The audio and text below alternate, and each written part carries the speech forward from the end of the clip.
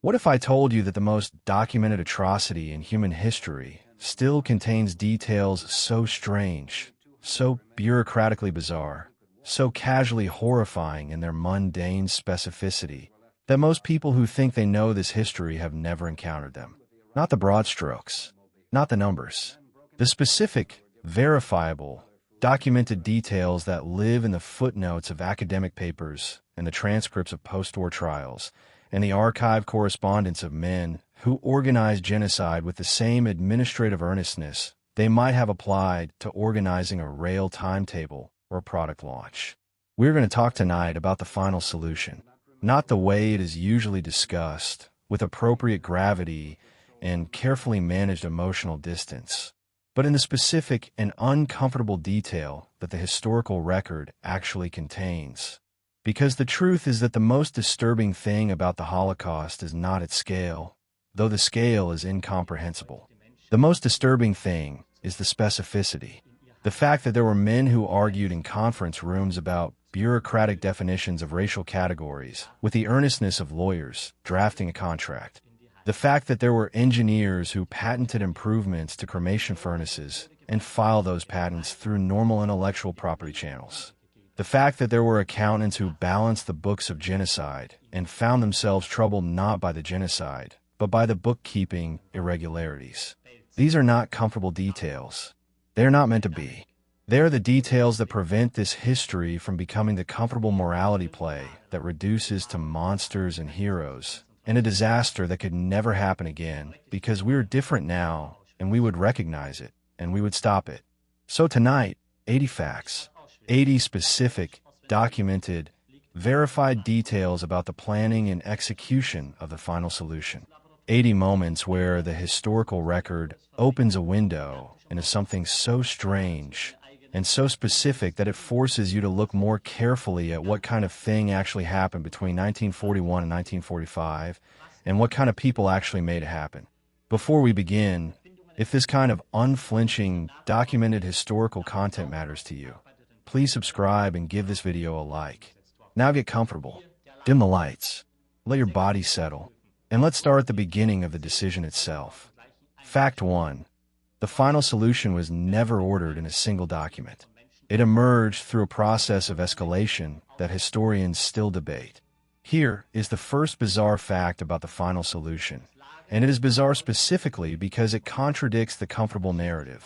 There is no single document in which Adolf Hitler ordered the murder of the Jewish people of Europe. The historians who have spent careers searching the archives of the Third Reich have not found it. The Nuremberg prosecutors who had access to capture German archives looked for it. It does not appear to exist. This is not a conspiracy theory or a denial of what happened. The Holocaust happened. 6 million Jewish people were killed in a systematic, state-directed program of genocide. The historical evidence for this is overwhelming and irrefutable. But the specific mechanism by which the decision was reached and communicated is more complex and more disturbing than a single dramatic order from a single man would suggest. What the historical record shows instead is a process of escalation. Beginning in 1933, the Nazi regime implemented progressively harsher anti-Jewish measures. Legal discrimination, economic exclusion, violent pogrom, forced immigration, systematic expropriation, ghettoization. Each of these measures was implemented, normalized, and then superseded by a more extreme measure. The men who implemented each stage of the escalation did so within a system that had already established that the previous stage was acceptable, making the next stage feel like a logical continuation rather than a radical departure. The shift towards systematic mass killing appears to have occurred through a combination of Hitler's expressed desires, which were communicated in various ways without necessarily being written as formal orders, and the competitive dynamics of the Nazi institutional structure, in which different agencies competed to demonstrate their ideological commitment by proposing and implementing increasingly extreme measures.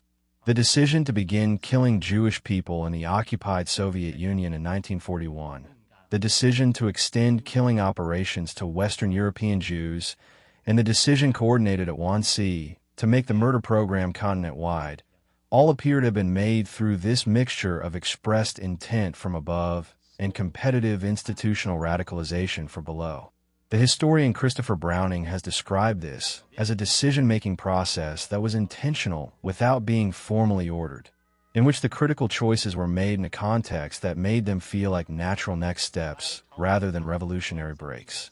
Hannah Arendt described something similar when she wrote about the banality of evil.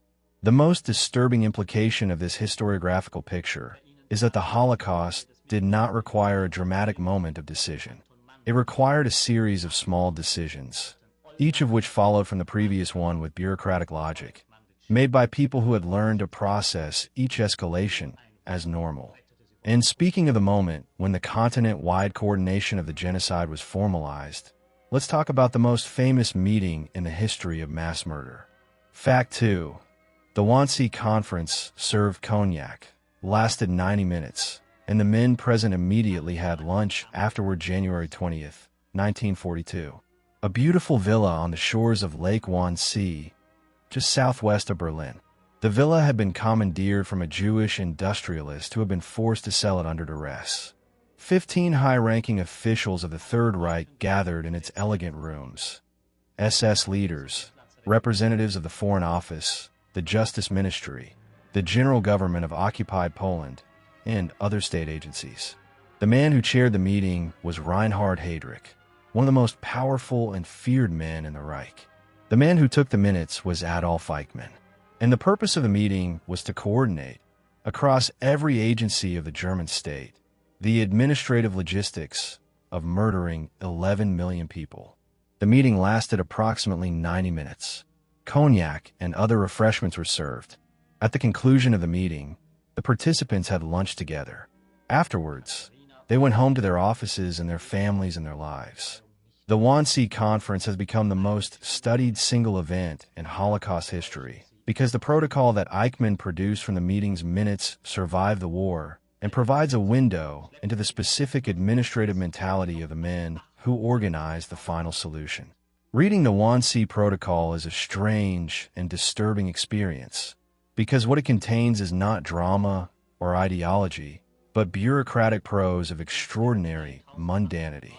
The protocol discusses the Jewish question as if it were a particularly complex logistics problem. It discusses which categories of half-Jews should be sterilized versus killed, and which might be allowed to survive under specific conditions. It discusses the sequencing of deportations from different territories in terms of transportation efficiency. It refers to the killing operations that were already underway, using the euphemistic phrase appropriate treatment. One of the most specifically bizarre details of the Wannsee Conference is what it was not. It was not the meeting at which the decision to murder European Jews was made. That decision had already been made, and its implementation was already underway. The Einsatzgruppen had been killing hundreds of thousands of people in the occupied Soviet Union for 6 months before Wannsee. The Chelmno death camp had opened in December 1941. What Wannsee accomplished was coordination. It ensured that every agency of the German state was aligned, informed, and administratively prepared for the continent-wide expansion of what was already happening in the East. The men who attended Wannsee and then had lunch together were not making a decision they had not previously considered. They were having a working lunch about a project that was already in progress. And speaking of the specific men who attended Wannsee and what they were doing with their careers, let's talk about something that reveals the specific. Fact 3. 8 of the 15 men at Wannsee had doctoral degrees. The Holocaust was not designed by uneducated thugs. Of the 15 men who attended the Wannsee Conference on January 20th, 1942, 8 held doctoral degrees. Most of these were doctorates in law. The attendees included Dr. Wilhelm Stuckert, a lawyer who had co-drafted the Nuremberg Laws of 1935, Dr. Joseph Buehler, who served as state secretary under Hans Frank in occupied Poland, Dr. Roland Freisler, who would later become infamous as the ferocious judge of the People's Court, Dr. Alfred Meyer, a Nazi official who administered the occupied Soviet territories, Dr. George Liebrand, and Dr. Martin Luther, who represented the Foreign Office, and Reinhard Heydrich himself, though his doctorate was honorary rather than earned, had the intellectual and organizational sophistication of a first-rate bureaucratic mind. This fact matters because one of the most persistent myths about the Holocaust is that it was the product of the uniquely barbaric character of uneducated German lower classes who had been seduced by simple propaganda into following a demagogue. The educational and professional profile of the men at Wannsee and of the broader leadership of the Final Solutions implementation contradicts this entirely. These were educated, professionally accomplished men operating within their areas of institutional expertise: law, administration, foreign policy, military organization. They brought to the organization of genocide the same professional competence they would have brought to any complex administrative project. The historian Raoul Hilberg, whose monumental work, The Destruction of the European Jews, remains the definitive structural analysis of the Holocaust, documented with exhaustive specificity how the Holocaust was implemented through the normal institutional mechanisms of the modern state: bureaucratic memoranda, interdepartmental coordination, professional hierarchies, standard administrative procedure. It required not a special category of barbarian, but the ordinary functioning of people who had been trained to follow institutional authority and who had been placed in an institutional context in which the authority was directing them toward murder. The doctoral degrees at Wannsee are a detail that needs to be absorbed, not dismissed. The Final Solution was a project that attracted and required the participation of the most educated and professionally capable segment of German society. That attraction, that requirement, is one of the most important things to understand about how genocide happens. And speaking of the specific professional machinery through which the Final Solution was implemented, let's talk about something that is rarely discussed in popular accounts. Fact 4. The Eichmann Bureau operated with the organizational structure and working culture of a travel agency. Adolf Eichmann headed a small but extraordinarily powerful subsection of the Reich Main Security Office, Section 4B4, which bore responsibility for what the Nazi bureaucracy called the Jewish question. In practical terms, this meant that Eichmann's office was responsible for the logistics of rounding up, concentrating, and transporting Jewish populations from every corner of occupied Europe to the killing centers in the East. He was, in the administrative language of the Third Reich, the transportation coordinator of the Final Solution. What historians who have examined the records of Eichmann's office have documented is a working culture that was, in its day-to-day operations, remarkable in its banality. Eichmann's section maintained correspondence files, scheduling records, and operational reports that were formatted and filed in exactly the same way as the files of any other government office.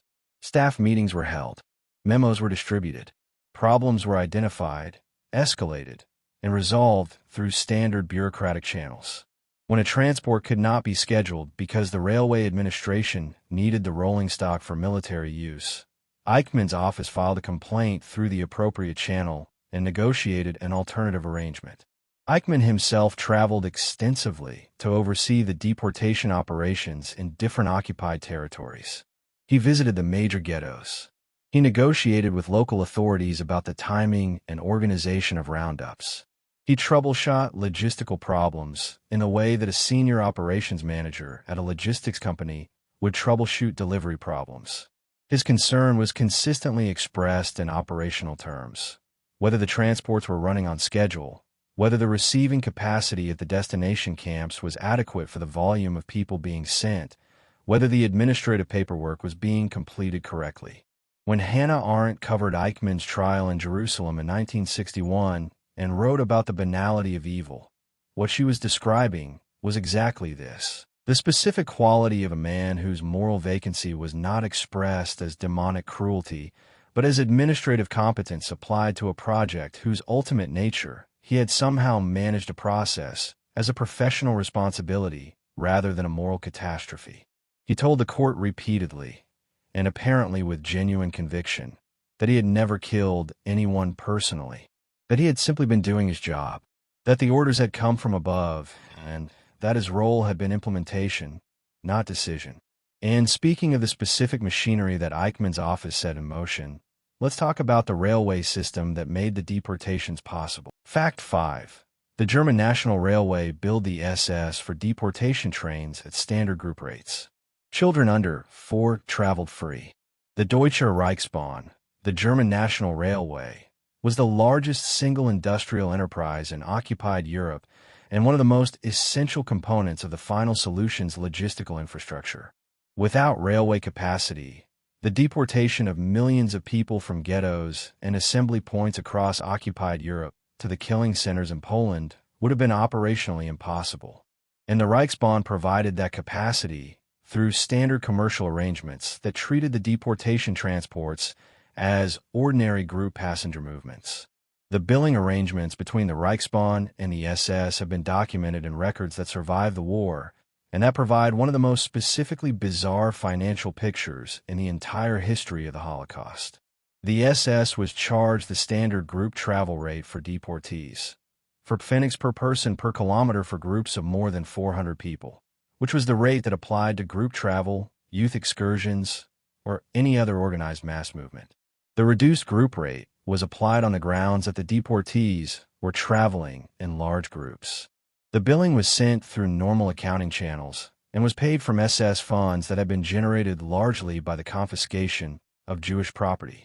Among the specific details of the billing arrangements that appear in administrative records is this one.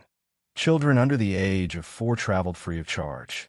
Children between 4 and 10 traveled at half price.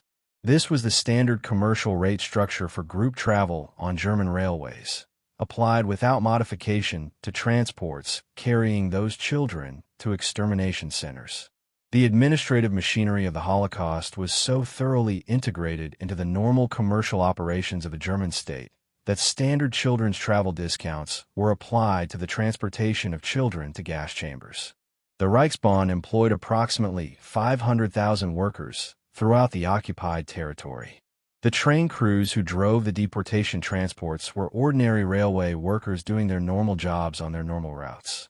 Most of them knew or could have known what was happening. Many chose not to think about it. The deportation trains ran on published schedules that were filed with normal railway administration documents. And speaking of the bureaucratic machinery and its specific human costs, let's discuss something about how the German authorities addressed the psychological impact of their operations on those doing the killing. Fact 6. The SS specifically worried about the psychological health of the men doing the killing and created rest and recovery programs for them. Here is a detail that inverts the expected moral architecture of the Holocaust in a way that is specifically disturbing. The senior leadership of the SS, including Heinrich Himmler, was genuinely concerned about the psychological damage that mass killing was doing to the men carrying it out. Not concerned about the millions being killed.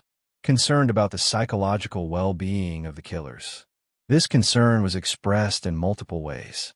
In his famous October 1943 speech to SS generals at Posen, Himmler explicitly praised the men who had remained decent and psychologically intact despite having killed hundreds of thousands of people, framing their ability to do so without suffering a breakdown as a form of heroism. He described the psychological endurance required to oversee mass killing as a page of glory in their history that will never be written. He was not speaking ironically. He was genuinely concerned about the psychological toll and genuinely admiring of those who had sustained their operational capacity through it. The operational response to the psychological damage being done to the Einsatzgruppen men who conducted mass shootings in the occupied Soviet Union was documented by senior officers who filed reports to Berlin noting that the direct shooting of large numbers of people was having adverse effects on their men. Some reports described excessive drinking, emotional disturbance, and psychological breakdown among men who had been participating in mass executions. The response from Berlin was not to stop the killings, but to find methods of killing that were less psychologically demanding for the perpetrators. This concern about perpetrator psychology was one of the documented motivations for the development of the gas chamber system, which was considered more humane than mass shooting, not for the victims, whose experience in the gas chambers was horrific, but for the killers, who were spared the direct personal physical act of shooting individual human beings at close range. The gas chamber was a humane reform of the genocide, from the perspective of those conducting it. Rest and recuperation facilities were established near the death camps for SS personnel who needed breaks from their duties. These facilities included accommodation, recreational opportunities, and in some cases psychological support. The infrastructure of genocide included care for the psychological welfare of those implementing it. And speaking of the specific men who conducted the mass shootings and their psychological experience, let's discuss something about what happened when the senior leadership actually observed the operations they had ordered. Fact 7. Heinrich Himmler watched a mass shooting in Minsk in August 1941 and was so disturbed he vomited and ordered new methods to be developed August 1941. Minsk, in German-occupied Belarus. Heinrich Himmler, the Reichsführer SS, and the man who had ordered and organized the killing operations of the Einsatzgruppen in the occupied Soviet Union, visited the area to observe one of these operations in person. He stood at the edge of a pit and watched as members of Einsatzgruppe be shot approximately 100 people into a mass grave. The documented accounts of what happened next come from multiple witnesses, including Boxaluski, the higher SS and police leader for Russia Center, who was present. Himmler was visibly shaken by what he witnessed. He reportedly flinched when he was splattered with brain matter from one of the victims. His legs buckled. According to several accounts, he came close to losing consciousness. After the shooting, he gathered the officers and spoke to them about the psychological burden they were bearing on behalf of Germany, telling them that they should feel not guilty but proud, that they were performing a necessary task that history would recognize. He was simultaneously giving them a pep talk and processing his own disturbance at what he had just watched. The accounts also describe Himmler vomiting after the event, though some historical sources question this specific detail while confirming his visible distress. What is not in question is that the experience prompted him to summon Arthur Northeast by East, the commander of Einsatzgruppe B, and instruct him to investigate alternative killing methods that would be less psychologically demanding for the personnel. This conversation is documented as one of the early prompts for the experimental development of the gas van and later the gas chamber technology.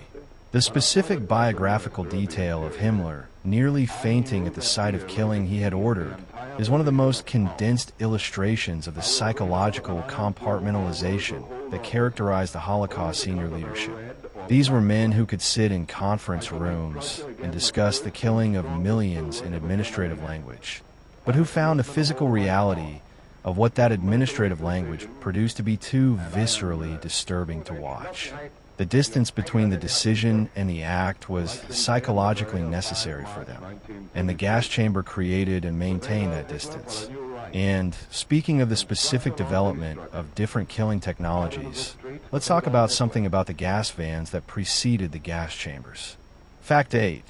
The gas vans used in early killing operations were disguised as bread delivery trucks and included a heating system to speed up the killing before the dedicated gas chamber complexes were built at the Operation Reinhard death camps and at Auschwitz-Birkenau. The German occupation authorities in the Soviet Union and in occupied Poland used a mobile killing technology that has received considerably less public attention than the gas chambers, despite being responsible for the deaths of approximately 500,000 people. The gas van. These were sealed trucks in which the exhaust from the vehicle's engine was piped into the cargo compartment, killing the people locked inside through carbon monoxide poisoning. The gas vans were developed by the Reich Security Main Office in late 1941 as a response to the documented psychological impact that mass shooting was having on the Einsatzgruppen personnel. They were manufactured by a Berlin-based firm and distributed to killing operations across the occupied territories. The vans could kill approximately 50 to 60 people in a single operation lasting approximately 15 to 30 minutes, depending on the concentration of the exhaust and the weather conditions. Several of the specific engineering details of the gas vans reveal the bureaucratic thoroughness with which the technology was developed and refined. Early models produced complaints from the drivers who reported that the process was too slow and that they could hear sound from inside the cargo compartment throughout the operation. Engineers at the Reich Security Main Office analyzed these complaints and made specific modifications. They added a heating system to the exhaust pipe to increase the temperature of the gas entering the cargo compartment, which accelerated the killing time by reducing the gas concentration needed. They enlarged the intake pipe to increase the volume of exhaust entering the compartment. And they addressed a separate complaint from another operational unit about difficulty cleaning the cargo compartment after use by redesigning the floor drainage system. These engineering modifications were documented in internal memos from the Reich Security Main Office that survived the war. They are written in the flat technical language of engineering analysis, problem identification, proposed solution, expected outcome. The problem was an inefficient killing technology. The solution was standard engineering optimization. The expected outcome was faster deaths and easier cleanup. Some gas vans were painted to resemble bread delivery trucks or other civilian vehicles, both to reduce alarm among potential victims being led to them and to allow them to be driven through occupied towns without attracting undue attention from the civilian population. And speaking of the specific technologies developed for killing and the companies that manufactured them, let's discuss one of the most disturbing. Fact 9. The company that built the gas chamber furnaces, Toff & Sons, filed patent applications for their improved designs while the war was still going on. J. Toff und Sane, Toff & Sons, was an Erfurt-based firm specializing in industrial furnace and ventilation technology. Before the Second World War, it manufactured industrial ovens for various commercial applications, including malting and drying processes. During the war, it became one of the primary contractors for the SS concentration camp system, supplying the cremation furnaces and ventilation systems for the Auschwitz-Birkenau crematoria complex, among other facilities. The company's engineers visited Auschwitz multiple times during the construction and operation of the crematoria, supervising installation, troubleshooting operational problems, and designing improvements to increase the throughput capacity of the furnaces. The technical correspondence between Toff employees and the SS construction administration at Auschwitz, recovered after the war, shows a relationship of ordinary commercial professionalism. The customer had specifications, the supplier provided technical solutions, problems were addressed through standard engineering consultation. Among the most specifically disturbing details of Toff's involvement is the question of intellectual property. Toff engineers, specifically including engineer Kurt Prüfer, who was the company's primary technical contact with the Auschwitz administration, developed improvements to the multiple muffle furnace design that allowed more efficient cremation of larger volumes of bodies.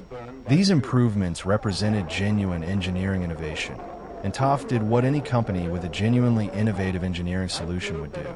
They filed patent applications for them. The patent applications were filed through normal German intellectual property channels during the war. They described the technical innovations in standard patent language, the problem being solved, the specific technical solution, the claimed improvements in performance. One patent application was for a continuous operation cremation system. Another was for improved ventilation for the gas chambers. These applications went through the normal review process of the German patent system. The patents were not granted before the war ended. The legal processes for reviewing them were interrupted by Germany's defeat, but the applications themselves survived and are part of the documentary record of the Holocaust, providing evidence both of the company's knowing involvement and of the specifically ordinary commercial mentality with which it approached that involvement. After the war, the Toff company continued operating in East Germany as a state enterprise, manufacturing industrial ovens. The company was eventually dissolved in 1996. Kurt Prüfer, the engineer most directly involved with Auschwitz, was captured by Soviet forces and died in Soviet detention in 1952. A memorial to the victims of Toff's involvement was established at the former factory site in Erfurt in 2011. And speaking of the corporate and institutional infrastructure that supported the final solution, let's discuss something about the company that provided the essential identification technology. Fact 10. IBM punch card systems were used to sort European Jewish populations for deportation. The cards were custom designed for this purpose.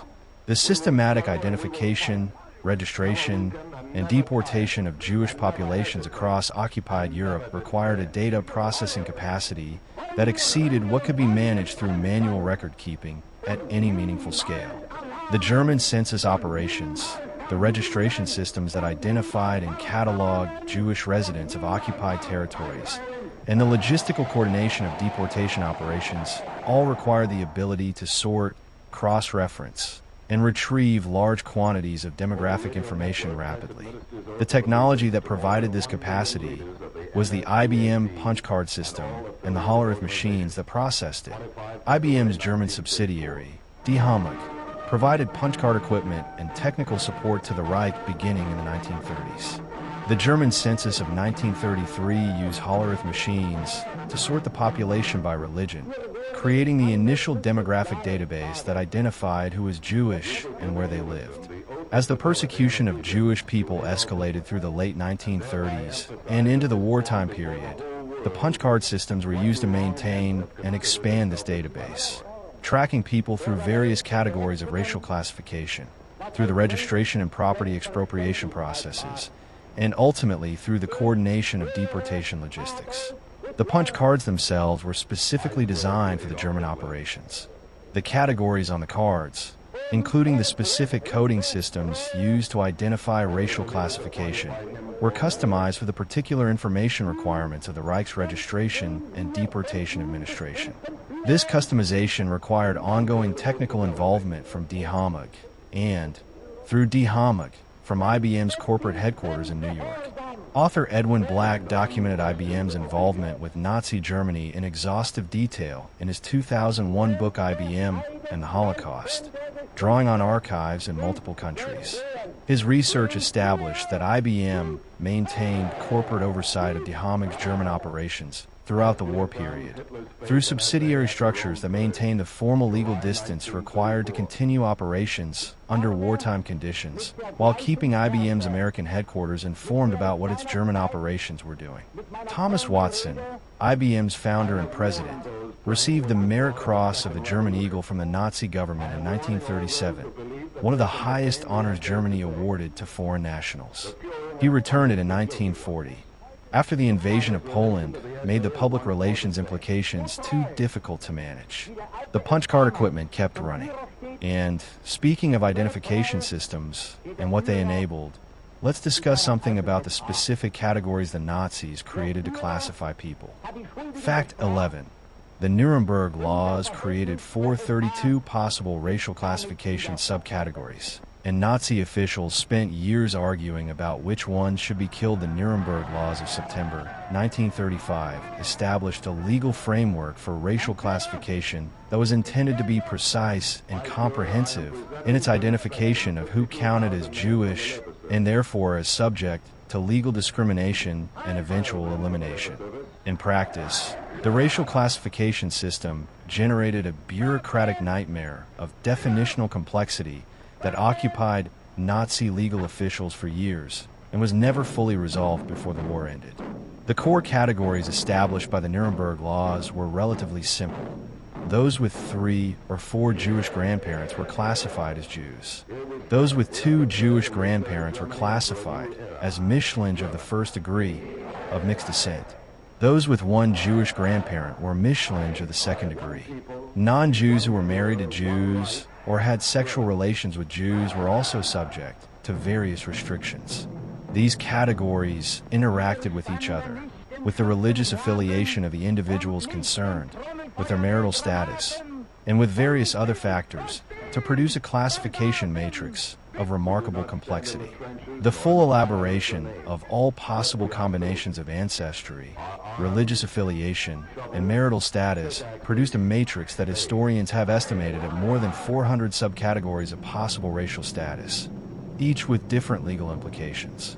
Senior Nazi legal officials devoted significant professional effort to working through the implications of specific edge cases. Was someone with 2 Jewish grandparents who had been raised as a Christian in a Jewish-identified household a Mischling first degree or a Jew?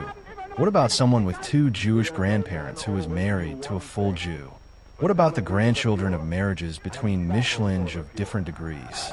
The most significant policy debate concerned what to do with the Mischlinge categories.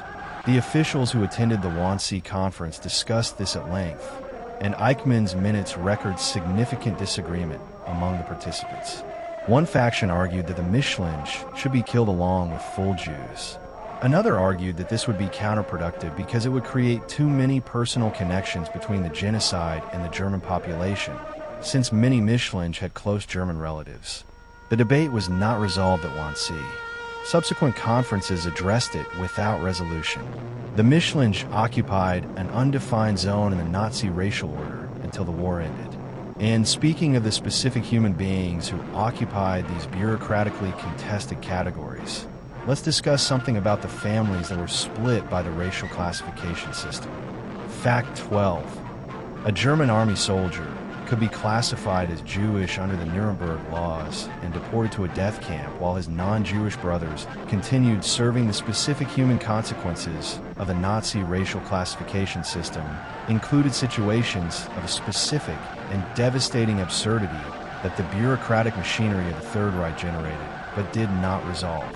Among the most stark were the cases of families in which some members fell under the legal definition of Jewish and others did not, a situation that produced outcomes that were both individually catastrophic and institutionally revealing. The German armed forces maintained records of the racial classification of their members, and in the early years of the regime, an unknown but significant number of men who were serving in the Wehrmacht were identified as falling under the Nuremberg law's definition of Jewish or Mischling. The military command was generally reluctant to lose personnel it considered valuable, and a formal process existed by which an individual soldier could apply to be reclassified as exempt from the racial laws by proving exceptional service or by obtaining special authorization from Hitler himself. These exemptions, known as Genehmigungen, were granted by Hitler personally to a number of individuals, and records suggest that Hitler approved thousands of applications for racial reclassification or exemption over the course of the war, allowing men who would otherwise have been subject to the anti-Jewish legislation to continue serving in the military. This created situations in which a man who was legally Jewish under the Nuremberg laws could be serving on the Eastern Front with a Wehrmacht unit, while his racially identical brother, who had not applied for exemption or whose application had been denied, was being deported to Auschwitz. The same racial classification system that organized the murder of millions produced these specific individual cases of arbitrary survival and destruction, in which the difference between life and death could be a successfully processed bureaucratic application. The bureaucracy itself was the arbiter of who lived and who died, and it operated with the specific inconsistency of any large administrative system, in which individual cases fell into different channels through accidents of timing, advocacy, and institutional priority. And speaking of the specific administrative decisions that determined who would be killed and in what order, let's discuss something about the sequencing of the deportation and killing operations. Fact 13. The Wannsee Protocol listed 11 million Jews in countries Germany did not even occupy yet, including Ireland, Sweden, Portugal, and England. One of the most specifically chilling details of the Wannsee Protocol is what it reveals about the scope of the planning that had been done for the final solution. The document lists, country by country, the Jewish populations of Europe that were intended to be included in the murder program. And the list does not confine itself to countries under German occupation or control. It includes the Jewish populations of countries that Germany had not conquered and, by January 1942, had little prospect of conquering. The protocol lists Jewish populations for the United Kingdom, approximately 330,000, Ireland, 4,000, Sweden, 8,000, Spain, 6,000, Portugal, 3,000, Switzerland, 18,000, Turkey, 55,500, and other neutral or unoccupied countries. The total in the protocol is 11 million Jews across Europe, including these populations in countries where Germany had no presence. This detail tells us something specific about the ambition and the planning horizon of the final solution as it was understood by its architects at Wannsee. They were not planning a program confined to the territories they currently occupied. They were planning a continental operation that assumed either the eventual conquest of the remaining independent countries of Europe or some mechanism by which those countries' Jewish populations could be reached and killed even without direct German occupation. The final solution, as understood by the men at Wannsee, was intended to be total in a geographic sense that matched its racial sense. The inclusion of Britain's Jewish population in the protocol is a detail that is rarely discussed in British Holocaust education, perhaps because it is unsettling to recognize that the German occupiers who never arrived would have been carrying deportation lists. The same is true for the Jewish populations of Sweden, which sheltered Danish Jewish refugees and was never occupied, and of Switzerland, whose banks processed Nazi gold throughout the war. The Wannsee Protocol's list is evidence of a program that was planned to be complete in a way that the military realities of the war prevented. The Jews of Ireland and Sweden and Portugal survived, not because they were excluded from the plan, but because Germany never reached them. And speaking of what the Nazis planned and what they actually accomplished, let's discuss something about one of the most intense single killing operations in the entire Holocaust. Fact 14. Operation Harvest Festival killed approximately 43,000 people in a single day on November 3rd, 1943, the largest single mass shooting in the Holocaust. November 3rd, 1943. The Majdanek concentration camp and the nearby camps at Poniatowa and Treblinka in the Lublin district of occupied Poland. A single day, approximately 43,000 people shot. This was Operation Ernefest, Operation Harvest Festival, the largest single mass shooting operation in the entire history of the Holocaust, and one of the least known events of the genocide in popular consciousness. The operation was ordered by Heinrich Himmler in response to the prisoner uprisings that had occurred at Treblinka in August 1943 and at Sobibor in October 1943. Himmler was concerned that the Jewish prisoners remaining in the labor camps of the Lublin district, who had by late 1943 largely understood what was happening to their community, might organize further uprisings. His solution was to eliminate all of them in a single rapid operation.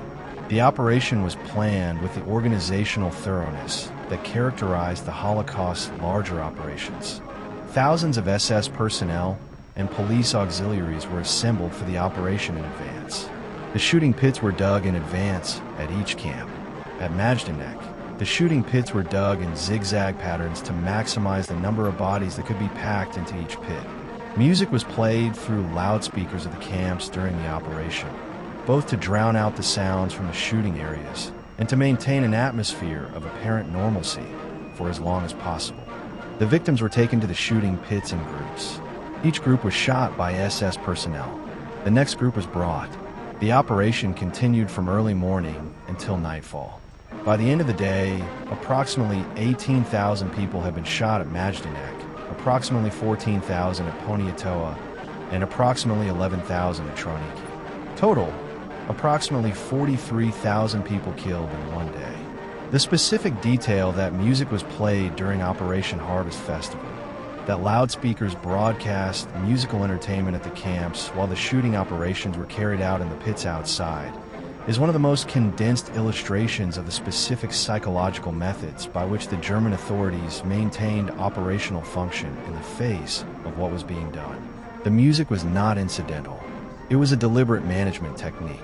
And speaking of management techniques applied to mass killing operations, let's discuss something about how the Einsatzgruppen tracked and reported their killing operations. Fact 15. The Einsatzgruppen filed detailed operational reports to Berlin that read like corporate sales reports, complete with statistical summaries and kill tallies. The four Einsatzgruppen that followed the German military advance into the Soviet Union beginning in June 1941, and the Einsatzkommandos and Sonderkommandos that composed them, were required to file regular operational reports to the Reich Security main office in Berlin. These reports, known as the Uranusmeldungen UdSSR, the event reports from the USSR, and the broader Einsatzgruppen reports, have survived the war and are among the most important primary sources in Holocaust documentation. They are also among the most disturbing documents in the historical record precisely because of their tone. The reports are written in the flat, bureaucratic language of operational reporting. They describe the movement of units, the areas covered, the operational challenges encountered, and the results achieved. The results achieved are expressed as numbers. Number of persons executed, categories of persons executed, the specific reasons given for execution where reasons were provided. The categories included Jews, Soviet political commissars, criminals, and various other designations, but the Jewish category was by far the largest. Some of the reports include summary tables that display the kill counts for different units and different operations with a visual format of a performance dashboard. Rows and columns, totals and subtotals, comparative figures across periods. One of the most frequently cited is the Jaeger report, filed by Karl Jaeger, the commander of Einsatzkommando 3 in Lithuania, which covers the period from July to November 1941 and records the killing of approximately 137,400 people in precise date-by-date, location-by-location detail. The report ends with a total and a note from Jaeger that he can confirm that Lithuania is free of Jews. The document looks, in its visual structure, like a quarterly sales report. It has the formatting of a business performance document. The numbers it contains are the numbers of human beings killed. Jaeger filed it as a routine operational report. It was received in Berlin, logged, and filed in the normal administrative record. Karl Jaeger survived the war, worked as a farm manager in post-war West Germany, was eventually identified and arrested in 1959, and hanged himself in his prison cell before trial. And speaking of the men who organized and conducted the killing operations, and what happened to them afterward, let's discuss something about the specific geography of accountability. Fact 16. Some SS men were actually court-martialed during the war for killing Jews without authorization. Not for killing, but for the unauthorized nature of the killing here is one of the most specifically revealing details about the bureaucratic culture of the Nazi genocide. Within the SS system, there were prosecutions during the war of SS personnel who had killed Jewish people without proper authorization. These prosecutions were not the result of moral objection to the killing. The prosecutions occurred because the men in question had violated the bureaucratic protocol that governed authorized killing operations, either by conducting unauthorized killings for personal reasons, by killing in ways that generated property disputes over confiscated goods, or by conducting killings that had not been ordered through the proper command channels. The SS judge Konrad Morgan was assigned to investigate corruption in the concentration camp system during the war, and his investigations identified a number of SS personnel who had committed what the SS legal system treated as irregular killings. The distinction the SS legal system drew was between killings conducted as part of authorized state operations, which were legally protected, and killings conducted for personal reasons or for private gain, which were treated as criminal murder. An SS man who killed Jewish prisoners in authorized operations as part of his official duties was protected. An SS man who killed a prisoner to steal their property was subject to prosecution. Amon Goeth, the commandant of the Plateau labor camp who became infamous through the portrayal of him in Schindler's List, was actually investigated and arrested by the SS itself in 1944, not for the murders of Jewish prisoners under his command, which were within the scope of his authority, but for corruption charges related to the theft of prisoner property for personal enrichment. The SS system that had authorized him to kill thousands of people was troubled by his theft. This specific detail encapsulates the bureaucratic moral universe of the Holocaust with particular precision. Within the SS' own legal framework, the mass killing of Jewish people was authorized, legal, and protected. The illegal act was conducting that killing outside the prescribed procedure or for personal financial gain. The genocide had due process requirements. And speaking of the due process requirements that the genocide operated within, let's discuss something about the specific language the Nazis used to describe what they were doing. Fact 17.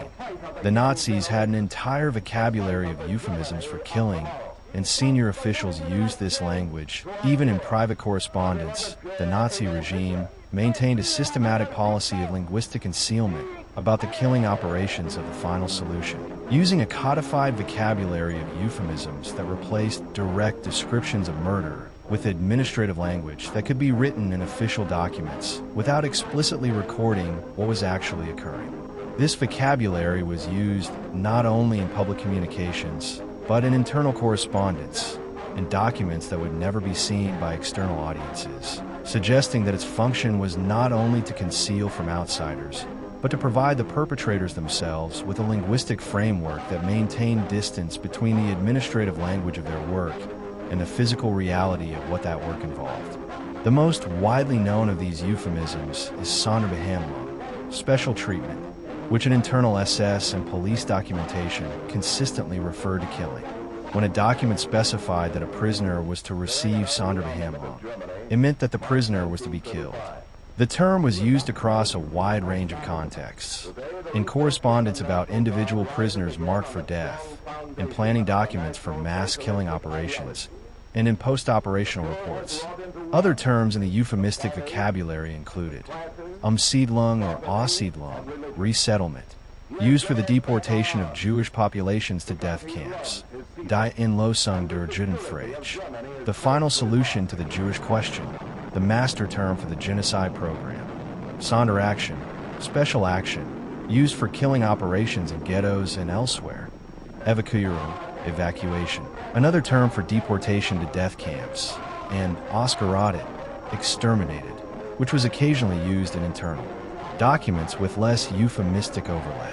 Senior officials, including Himmler, used these terms in correspondence and in speeches, even when speaking to audiences who already knew what the terms meant. Himmler's Posen speeches of October 1943, delivered to SS generals, explicitly acknowledged that the euphemisms were euphemisms. He told the assembled generals that they had carried out the extermination of the Jewish people and was prepared to call it that in private, while insisting that it never be written about in public terms. The linguistic system was simultaneously a concealment mechanism for external observers, a professional courtesy among those who understood it, and a psychological management tool for those whose moral functioning required the distance that the language provided.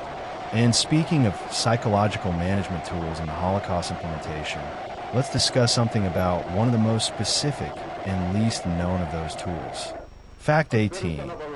SS death camp guards were given regular alcohol rations as a management strategy to help them function in their roles the SS administration of the concentration camp system, including the death camps. Documented the distribution of alcohol to guards as a standard component of the management approach to maintaining operational function among personnel who were doing work that the administration itself recognized as psychologically challenging. Alcohol was provided as a benefit and a stress management tool, distributed through official channels as part of the system's approach to maintaining the psychological state of its workforce.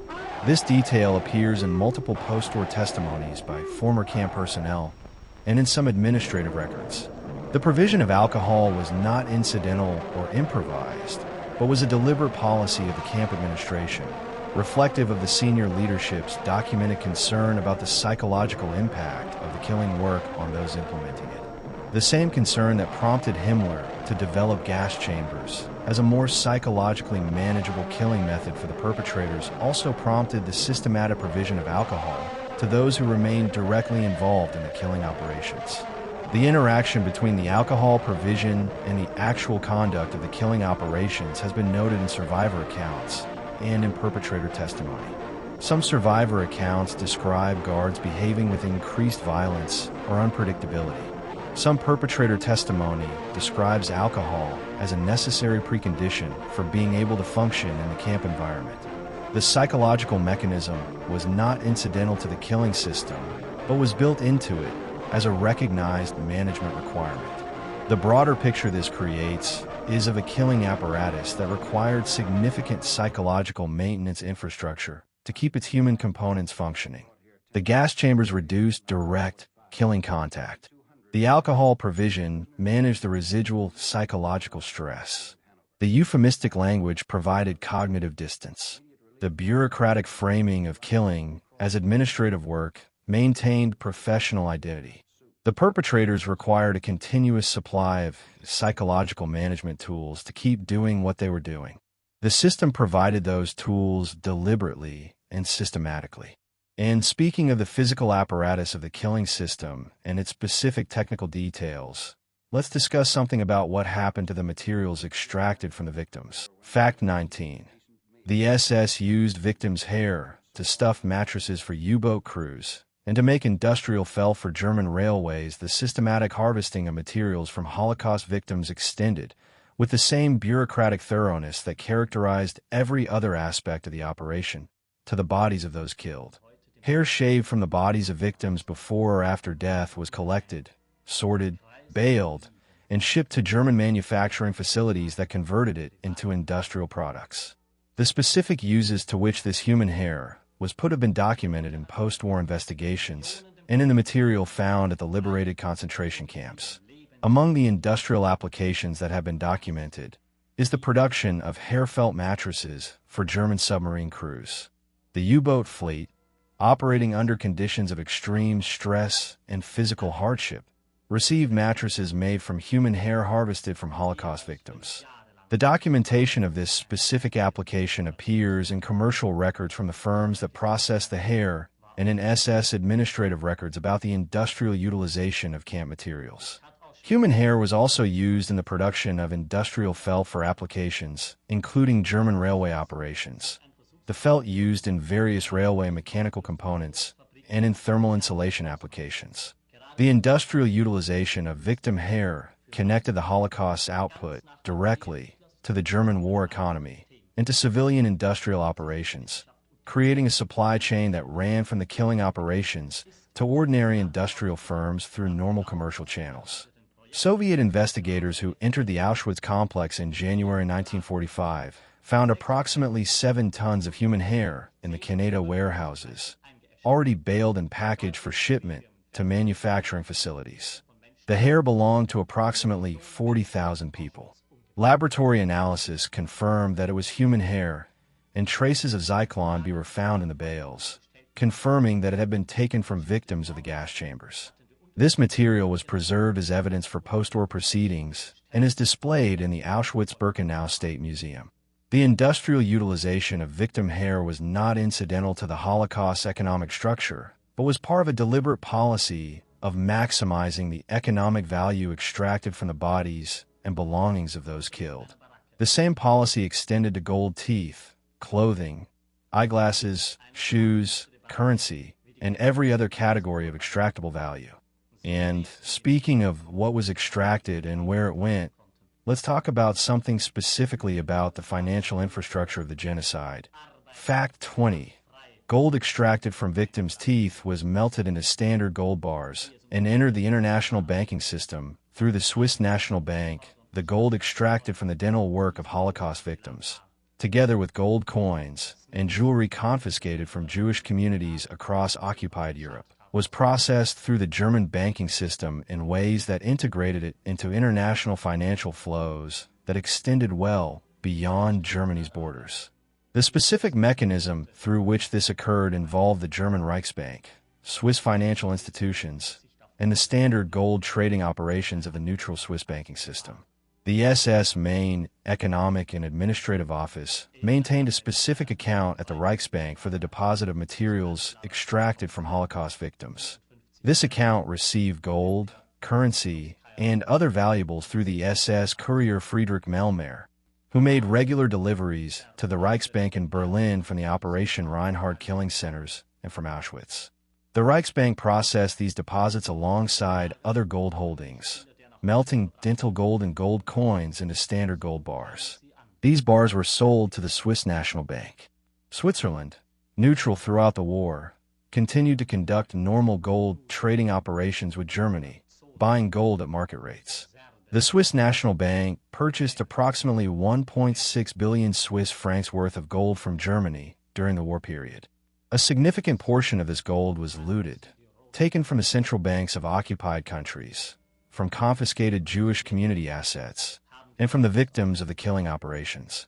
The post-war investigation of this wartime gold trading was the focus of the independent commission of experts Switzerland, the Bergier Commission, which produced a comprehensive report in 2002 documenting the extent of Swiss involvement in the processing of Nazi-looted gold. The report acknowledged that Switzerland had purchased looted gold on a significant scale and that the Swiss banking system had therefore participated, through normal commercial operations, in the financial infrastructure of the Holocaust. The post-war settlements with Holocaust victims and their families by Swiss banks in the 1990s, producing several $1 billion in payments, with a delayed consequence of the gold trading operations of the 1940s. The normal commercial operations of international banking had connected the industrial murder operations to the international financial system through standard market transactions.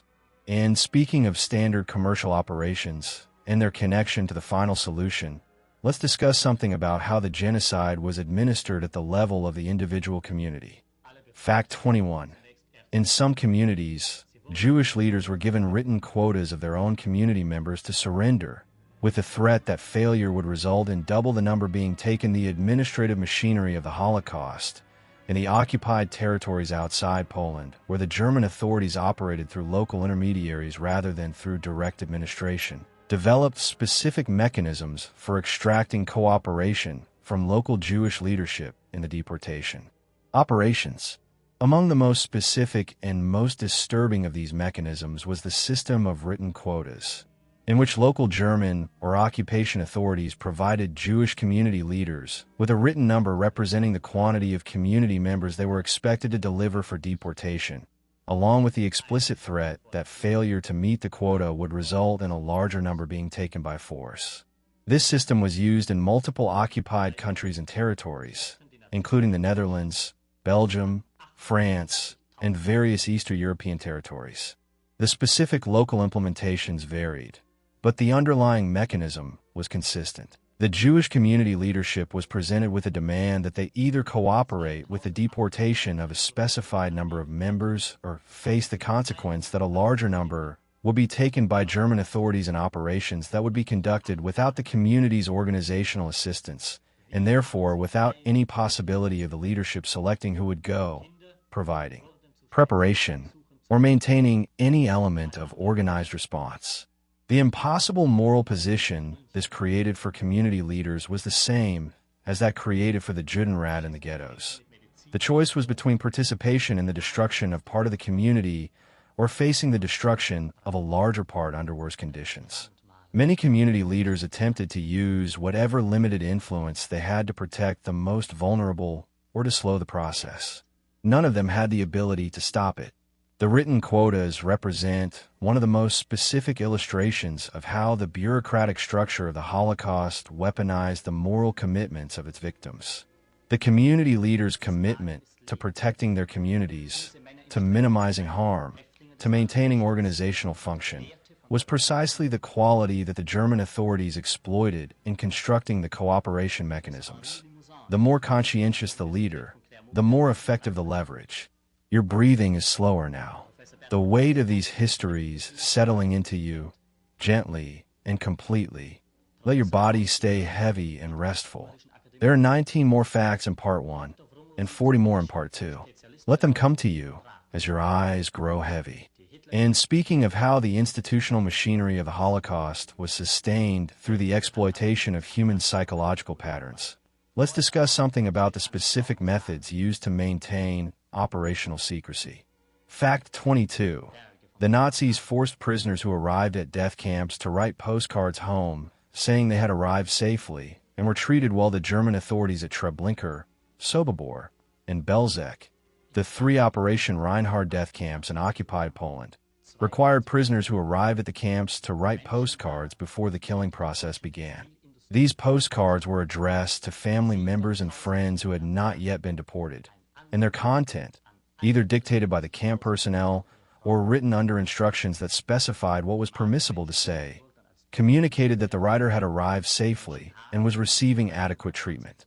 The postcards were then sent through normal postal channels, arriving at the addresses to which they were directed days or weeks after the writers had been killed. The families and friends who received these cards had legitimate reason to believe, at least temporarily, that the deportees had reached a resettlement location and were alive. The cards were dated and postmarked after the point of arrival, giving them the superficial plausibility of genuine correspondence. They were part of the systematic deception that the German authorities maintained to delay resistance, panic, and escape attempts. The specific logistics of this operation at the Operation Reinhard camps required that the postcards be held at the camp for a period before being posted, so that they would arrive at their destinations after any witnesses who might have survived the arrival process at the camp had been silenced. The postcards were sometimes posted from locations other than the immediate camp area to add geographic distance and plausibility to the resettlement narrative.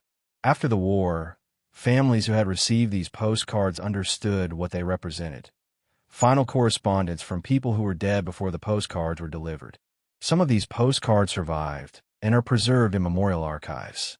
They are among the most specifically cruel pieces of documentary evidence in the Holocaust record, representing a deliberate extension of the deception system to the families of those already killed, maximizing the period during which those families would believe their relatives were alive and therefore would not take actions that might disrupt the deportation of the remaining community members. In speaking of the specific infrastructure of deception that surrounded the death camps, let's talk about something about the most comprehensive deception operation in Holocaust history. Fact 23. The Nazis built an entire fake town at their Seinstadt to show the Red Cross that Jewish people were being treated humanely. It had a cafe, a bank, and a theater. The Theresienstadt concentration camp in Czechoslovakia, known in Czech as Terezin, served multiple functions in the Nazi system. It held prominent or elderly German and Austrian Jews whose disappearance might attract uncomfortable international attention. It served as a transit camp for deportations to Auschwitz, and it served as the primary stage set of a propaganda operation designed to deceive international observers, including the International Red Cross, about the treatment of Jewish people under German custody. The camp's use as a showpiece required an elaborate beautification operation that was implemented in 1944 in preparation for a Red Cross visit. The operation, sometimes called the Verskannierung, the beautification, involved transforming the visible aspects of the camp to create the impression of a functioning community in which Jewish people were housed in reasonable conditions with access to cultural and civic amenities. The transformation included opening a cafe on the main square, establishing a bank that paid mock interest on confiscated accounts, creating a children's playground, painting buildings and planting gardens, and staging the camp's genuine cultural activities, which had existed throughout the camp's operation as official camp amenities. The bank was a specific flourish of the deception operation. Czech Jews who were interned at their Seinstadt had had their bank accounts in Czech banks confiscated upon their internment.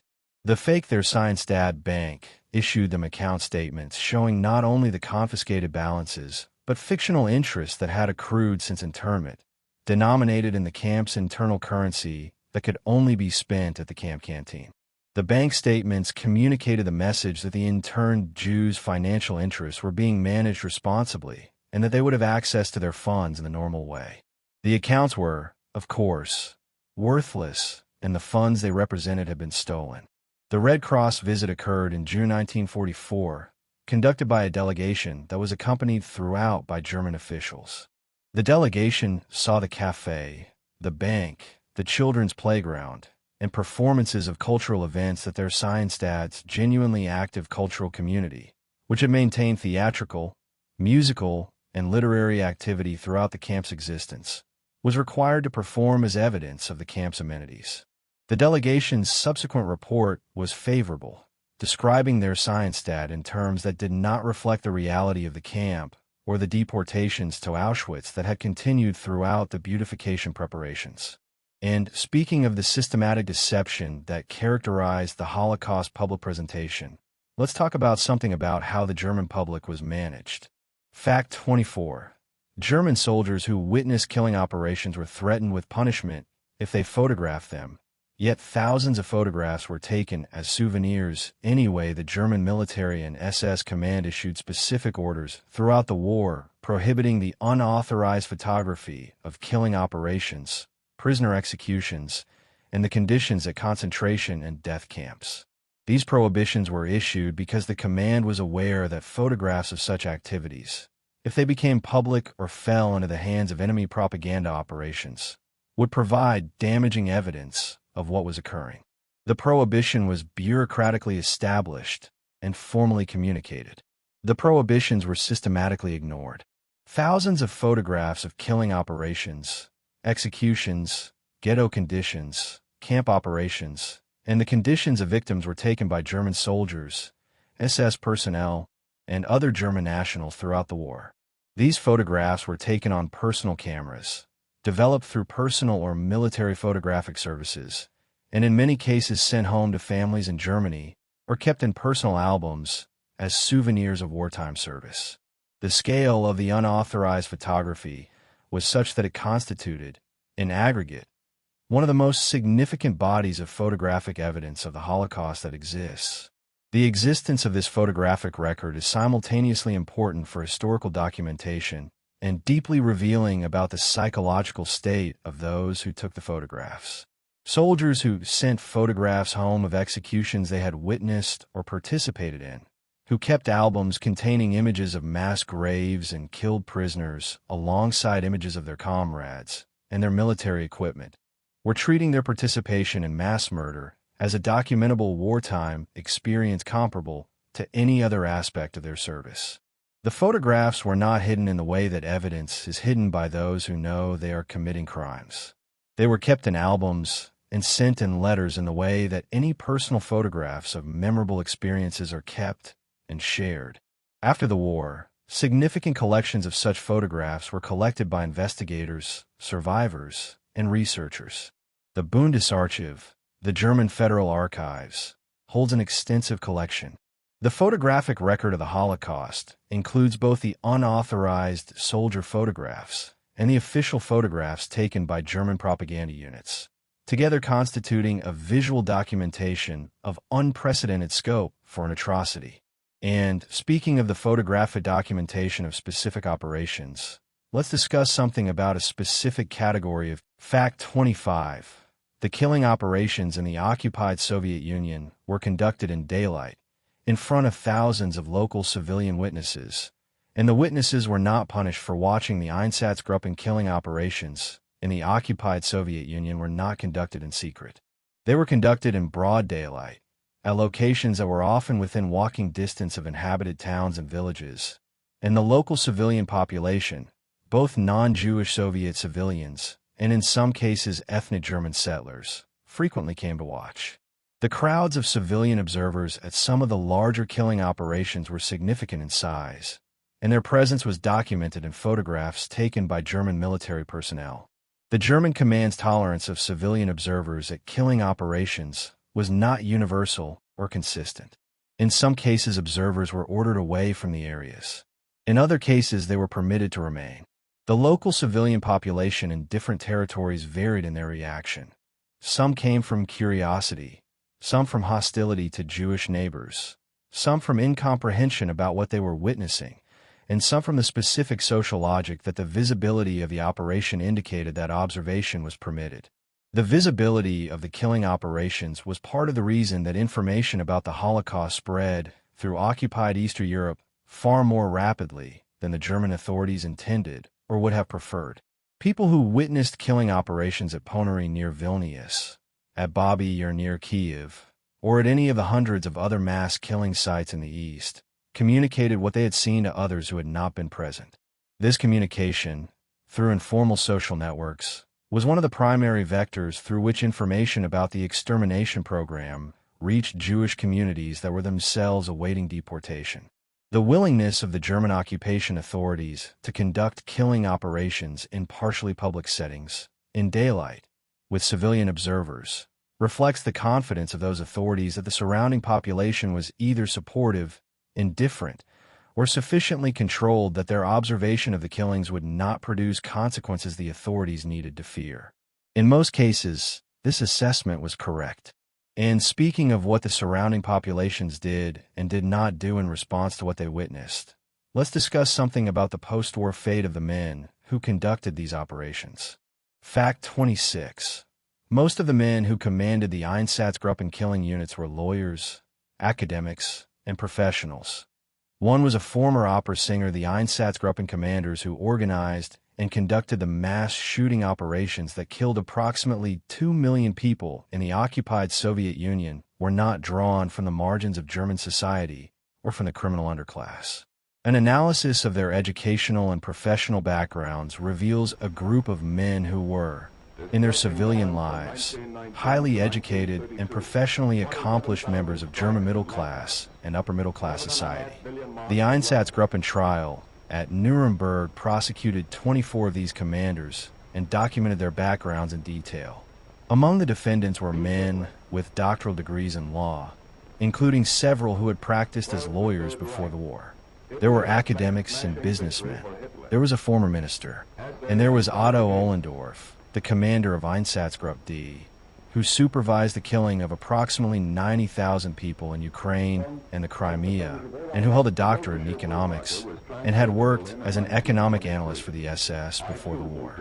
Ohlendorf was by all accounts a man of genuine intellectual sophistication who testified at Nuremberg with the composure and precision of a senior executive, describing the operational performance of a business unit he had managed.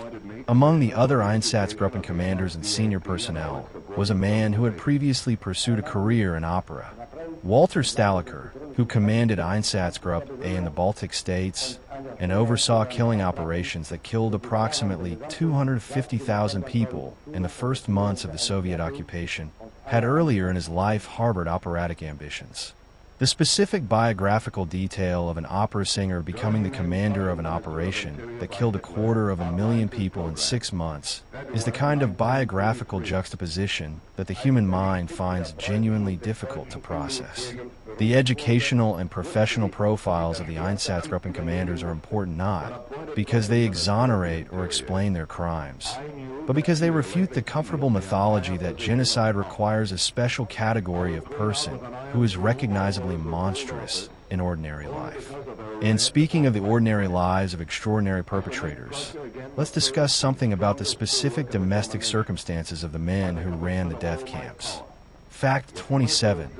Rudolf Haas, the commandant of Auschwitz, described his time there as the best years of his life in his prison memoir Rudolf Haas, who commanded Auschwitz from its establishment in 1940 to November 1943, and who returned briefly in 1944 to oversee the deportation of Hungarian Jews, wrote an autobiographical memoir while awaiting execution in a Polish prison in 1947.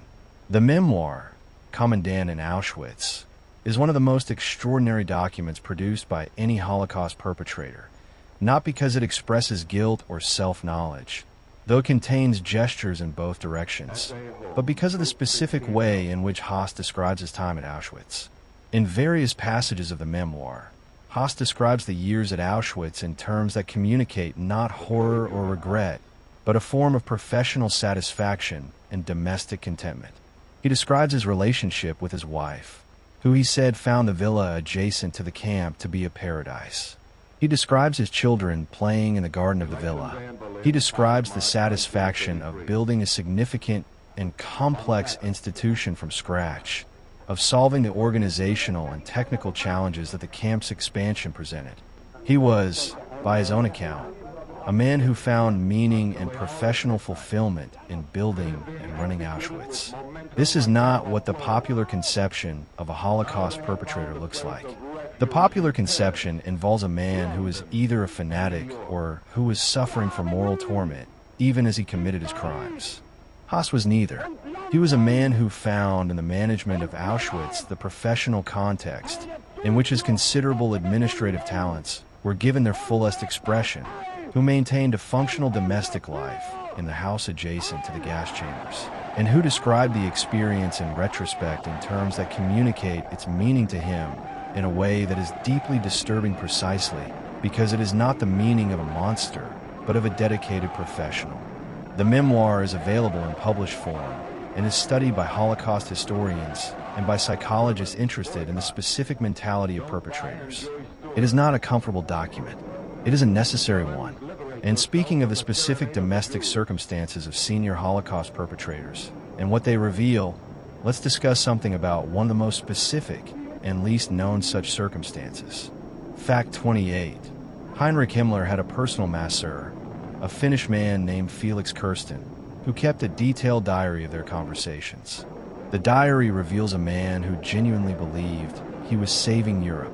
Felix Kirsten was a Finnish-born physiotherapist and masseur who became, through a chain of professional connections, the personal masseur of Heinrich Himmler, the head of the SS and the man most directly responsible for the operational implementation of the final solution. Kirsten treated Himmler for a chronic stomach condition that was apparently genuinely debilitating, and his ability to relieve Himmler's pain gave him unusual access to and influence with one of the most powerful men in the Third Reich. Kirsten kept a detailed diary of his conversations with Himmler over the course of the war, recording discussions that ranged across politics, ideology, history, and the specific operations of the SS. The diary, published after the war as the Kirsten Memoirs, provides a window into Himmler's private thinking that is not available through any other source. What it reveals is a man who maintained a comprehensive ideological worldview, who believed sincerely in the racial mythology of Nazism, and who was capable of genuine personal warmth in individual relationships, while organizationally responsible for the murder of millions. Among the conversations Kirsten recorded is one in which Himmler described the final solution not as a crime, but as a historical necessity, comparing it to the treatment of tuberculosis. The Jewish bacillus had to be eliminated from the European body before it could infect and destroy the civilization. He described himself as performing a necessary and difficult service to history, one that he expected would be recognized as such by future generations, even if it was misunderstood by contemporaries. He expressed this with apparent sincerity, not as propaganda, but as his actual understanding of what he was doing. Kirsten used his influence with Himmler to negotiate the release of specific individuals and groups from concentration camps toward the end of the war, and is credited with saving thousands of lives through this intervention. His personal relationship with Himmler did not change Himmler's ideology or his orders. It provided leverage for specific individual acts of rescue that operated around the edges of the system without challenging its foundations. And speaking of the ideological sincerity of the Holocaust architects, let's discuss something about one of the most specific expressions of that ideology in practice. Fact 29. Nazi scientists genuinely believed they could identify Jewish people through skull measurements, blood tests, and iris color. None of their methods ever worked. The racial science that provided the pseudo-intellectual foundation for Nazi anti-Semitism was not merely a propaganda construct cynically deployed by people who knew it was false. Many of the scientists who conducted racial research within the Nazi academic and institutional framework were genuine believers in the project, who thought they were doing real science in service of a real understanding of biological racial difference. Their research programs were elaborate, their methodologies were internally consistent, and their findings were, in the specific sense of being products of genuine scientific investigation rather than mere fabrication, sincere. They were also completely wrong. The project of finding biological markers that could reliably identify Jewish people from non-Jewish Germans or other racial categories was pursued across multiple scientific disciplines. Physical anthropologists measured skull dimensions, facial proportions, and body measurements in attempts to identify characteristic Jewish physical profiles. Blood serologists attempted to find blood type patterns that correlated with racial categories, with the goal of developing a blood test that could identify Jewish ancestry. Eye specialists studied iris color and patterns. Geneticists attempted to identify hereditary characteristics that would correlate with racial categories. None of these research programs produced reliable results. The skull measurements showed no consistent differences that could serve as identification markers. The blood type studies found no racial correlations of any scientific value. The iris studies produced similarly null results. The genetic research, conducted before modern genetic techniques, made it possible to study actual genetic variation in populations, was methodologically unable to find the kind of genetic markers that would have been necessary to support the racial classification system. This scientific failure did not prevent the racial classification system from operating. The legal definition of Jewishness under the Nuremberg laws was based on ancestry, not on biology, precisely because no biological markers have been found that could support a biological test. The racial science that failed to find what it was looking for continued to receive funding and institutional support throughout the Nazi period, continuing to promise results that never materialized. And speaking of the specific academic and institutional infrastructure that supported the final solution, let's discuss something about the universities. Fact 30. German universities hosted symposia on racial science throughout the Holocaust period, with papers presented by academics who used concentration camp prisoners as research subjects. The German academic establishment was not a passive bystander to the Holocaust. German universities maintained their normal academic operations throughout the Nazi period, including conference programs, journal publications, and research grant systems.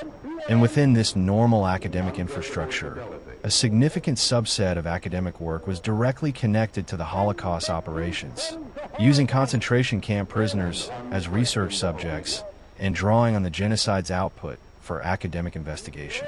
Medical research was the most directly connected academic field. University medical faculties and affiliated research institutes received specimens, data, and in some cases live research subjects from concentration camps. The experiments conducted by Joseph Mengele at Auschwitz, which we have discussed in previous videos, were partly motivated by Mengele's desire to produce publishable academic research that would advance his professional career as a racial scientist. He maintained his academic affiliation with the Kaiser Wilhelm Institute for Anthropology, Human Heredity, and Eugenics while conducting experiments at Auschwitz, and the institute received specimens and data from his work. August Herd, a professor of anatomy at the Reich University in Strasbourg, requested that the SS provide him with the skeletons of Jewish prisoners from Auschwitz for his anatomical collection. The request was approved. Hurt selected the individuals he wanted through a process involving photographs and body measurements taken at Auschwitz. 86 Jewish prisoners were transported to a facility at Natzweiler-Struthof concentration camp near Strasbourg, killed by gas, and their bodies were transported to Hertz Institute for processing as anatomical specimens. Hertz Skeleton Collection Project was a normal academic anatomical collection project implemented through the killing machinery of the Holocaust. Academic symposia and conferences addressing racial science, genetics, and anthropology were held in Germany throughout the war, with papers presented that drew on research conducted using data and specimens derived from concentration camp prisoners. The academic community's involvement in the Holocaust was not marginal or exceptional, but was integrated into the normal functioning of German academic institutions. And speaking of the academic and scientific establishment's connection to the genocide, let's discuss something about the fate of Fact 31. Some research conducted using concentration camp prisoners has been used by post-war medical science, creating an ongoing ethical controversy. The medical data generated by experiments conducted on concentration camp prisoners during the Holocaust has posed a specific and unresolved ethical problem for post-war medicine. Some of the physiological data produced by these experiments, particularly the hypothermia research conducted at Dachau, in which prisoners were subjected to extreme cold to measure the physiological effects and to test warming methods, is data that would be difficult or impossible to produce ethically today, because no ethics review board would permit the experiments that generated it. This data, therefore, represents a body of physiological knowledge that exists and that has potential medical utility, but that was generated by the torture and murder of innocent people. The debate about whether to use this data and under what conditions has been ongoing in medical ethics since the immediate post-war period. One position holds that using the data provides a form of additional benefit to the victims by allowing their suffering to contribute to medical knowledge, and that refusing to use it would waste information without providing any benefit to anyone. The opposing position holds that using data generated by torture and murder legitimizes the methodology that produced it, and that any use of such data, however beneficial, treats the victims instrumentally and fails to honor their dignity. The specific case of the Dachau hypothermia data has been addressed in multiple medical ethics forums. The data has been cited in some medical literature, particularly in discussions of the treatment of hypothermia and near-drowning victims, and has been excluded from others. There is no consensus position, and the debate continues to resurface whenever specific medical questions arise where the data would be potentially relevant. The broader category of concentration camp medical data includes the tuberculosis data from Dachau experiments, data from the high-altitude pressure experiments, data from the malaria experiments, and data from various wound infection and treatment experiments. Each category represents both physiological knowledge and a specific human cost. The ethical framework for handling this knowledge is still being developed. And speaking of specific knowledge that was generated within the Holocaust system and what happened to it, let's discuss something about the documentation that was deliberately created as an internal record. Fact 32. The Nazis filmed some killing operations as documentary evidence of operational efficiency. Most of this footage was destroyed. Some survived.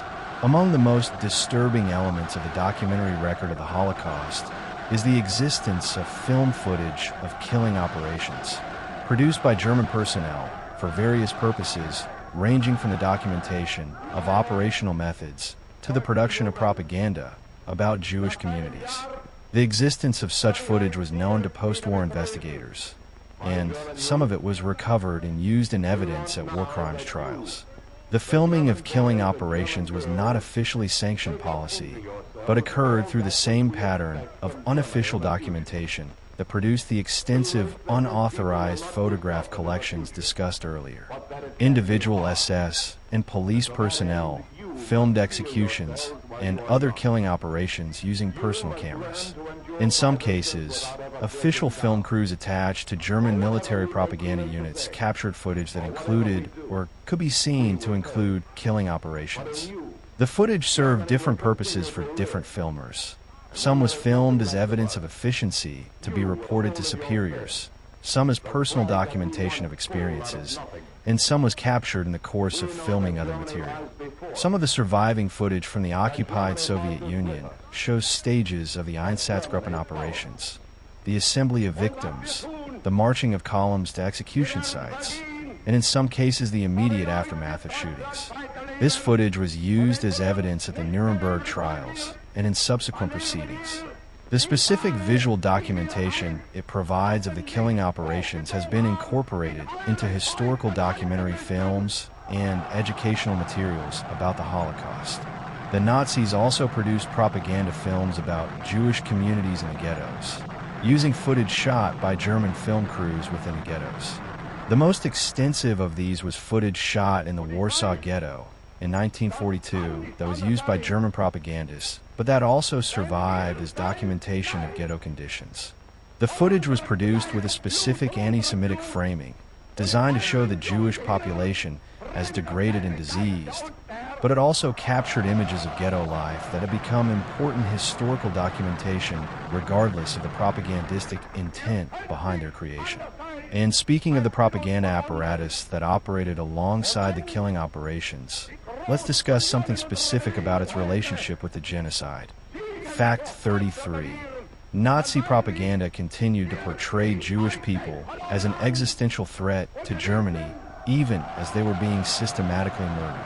The threat narrative justified the elimination.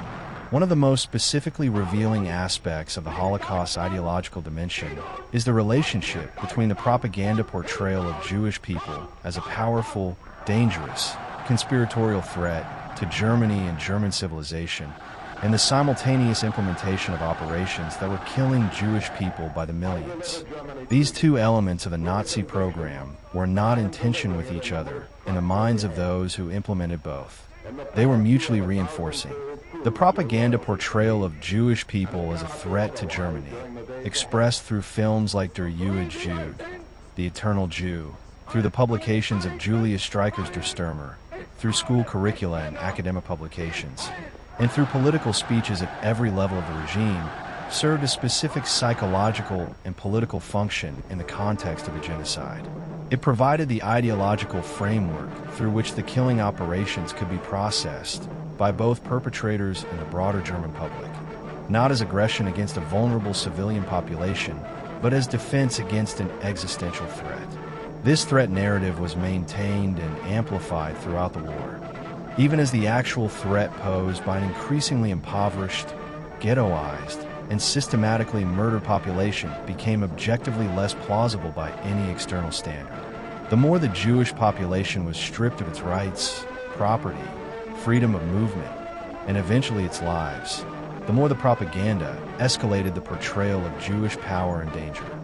This inversion, the propaganda portrayal of threat intensifying in direct proportion to the victim's actual powerlessness, was not a contradiction within the Nazi worldview, but was internal to it.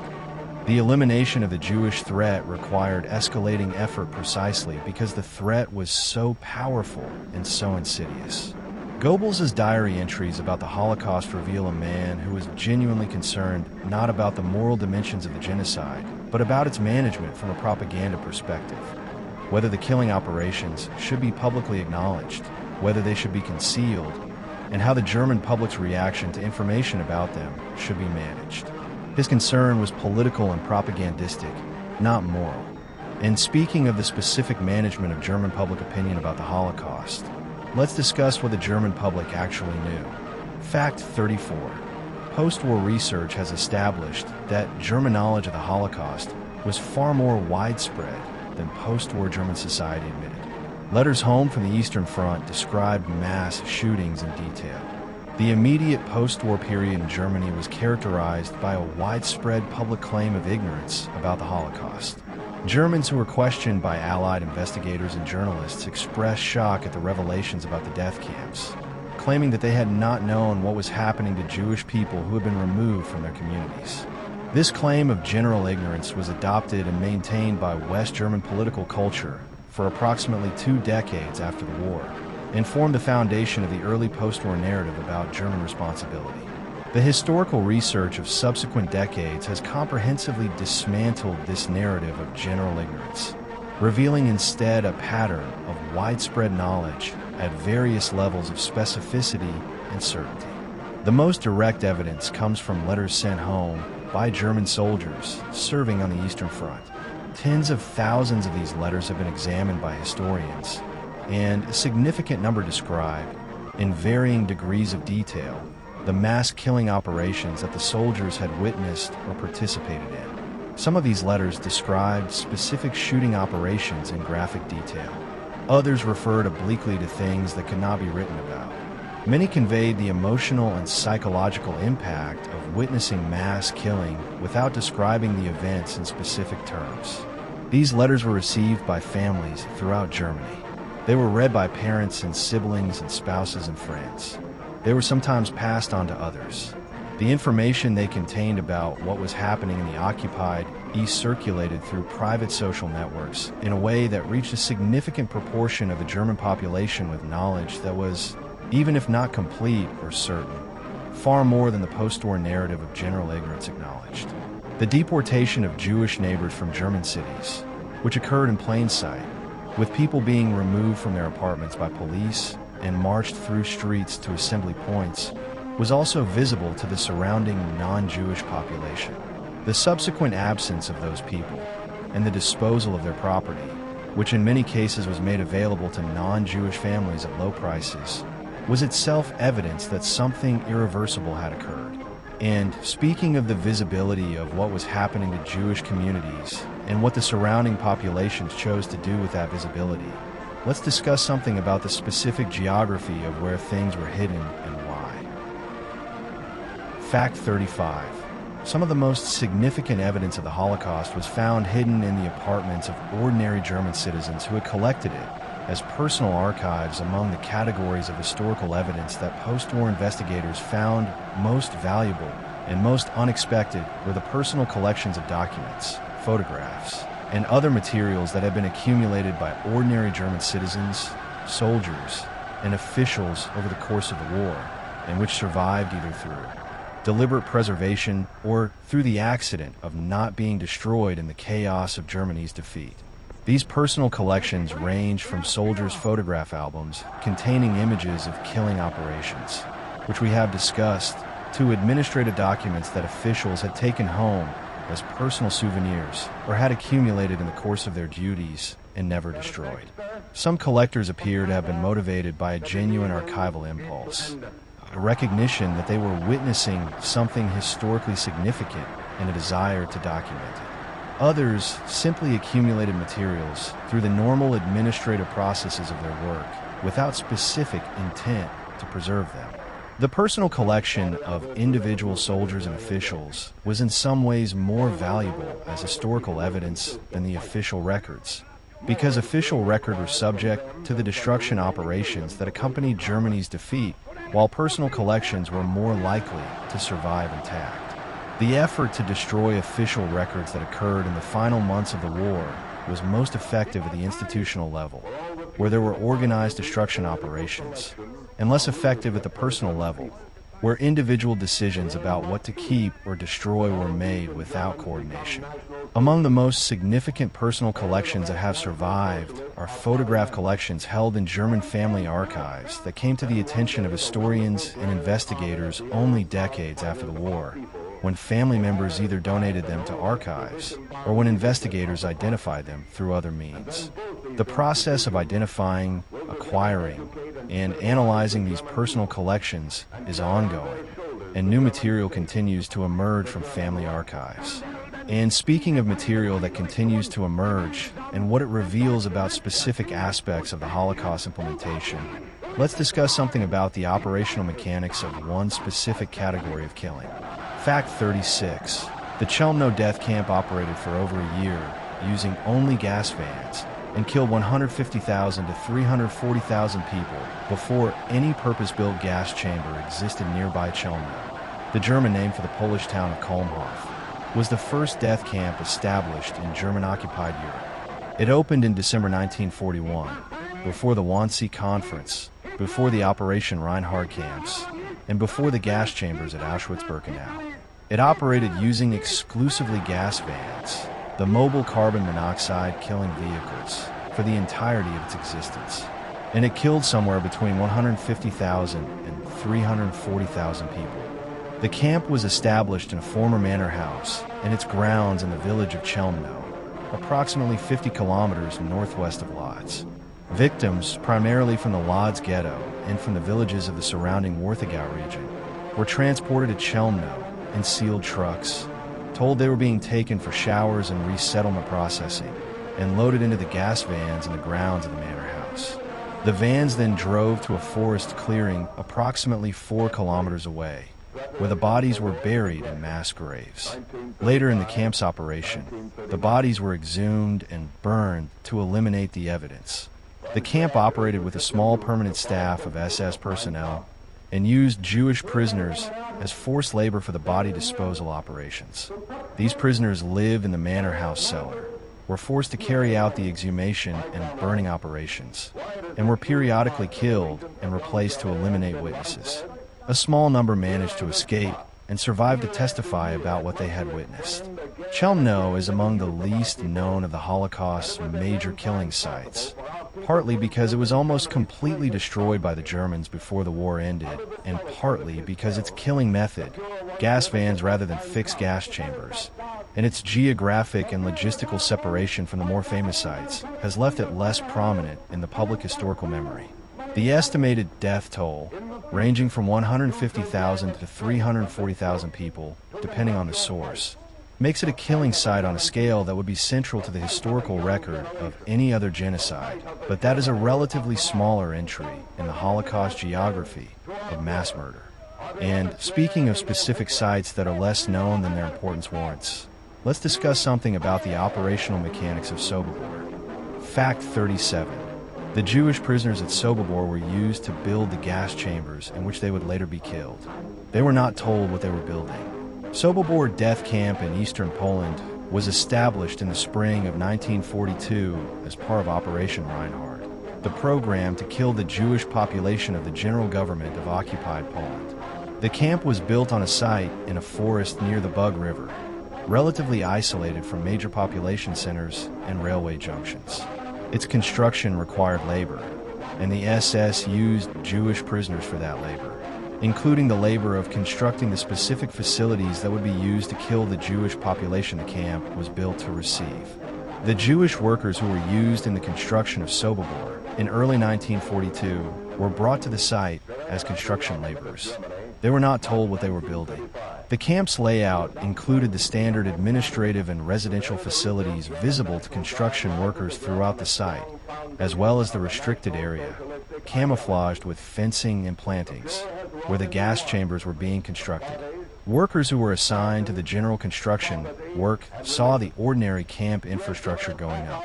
Those who were assigned to work in the restricted area were killed when their specific work was complete to prevent them from communicating what they had built. The gas chambers that these workers built were the facilities that killed approximately 170,000 to 250,000 people in Sobibor's 14 months of operation.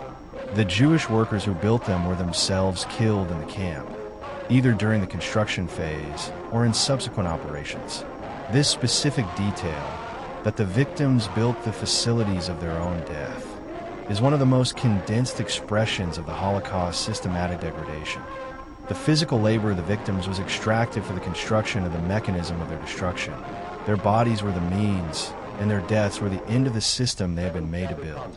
The logic is enclosed and circular in a way that is specifically characteristic of the Holocaust structure. And speaking of the specific resistance that Sobibor's prisoners eventually mounted against that structure, which we have discussed in other videos, let's move to a different dimension of the Holocaust implementation. Fact 38.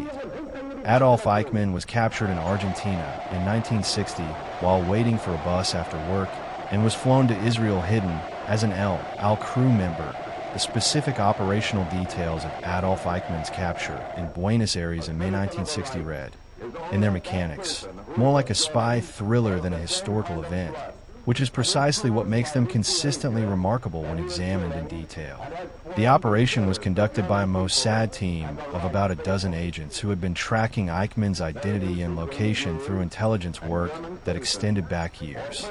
Eichmann had been living in Buenos Aires under the assumed name Ricardo Clement since 1952.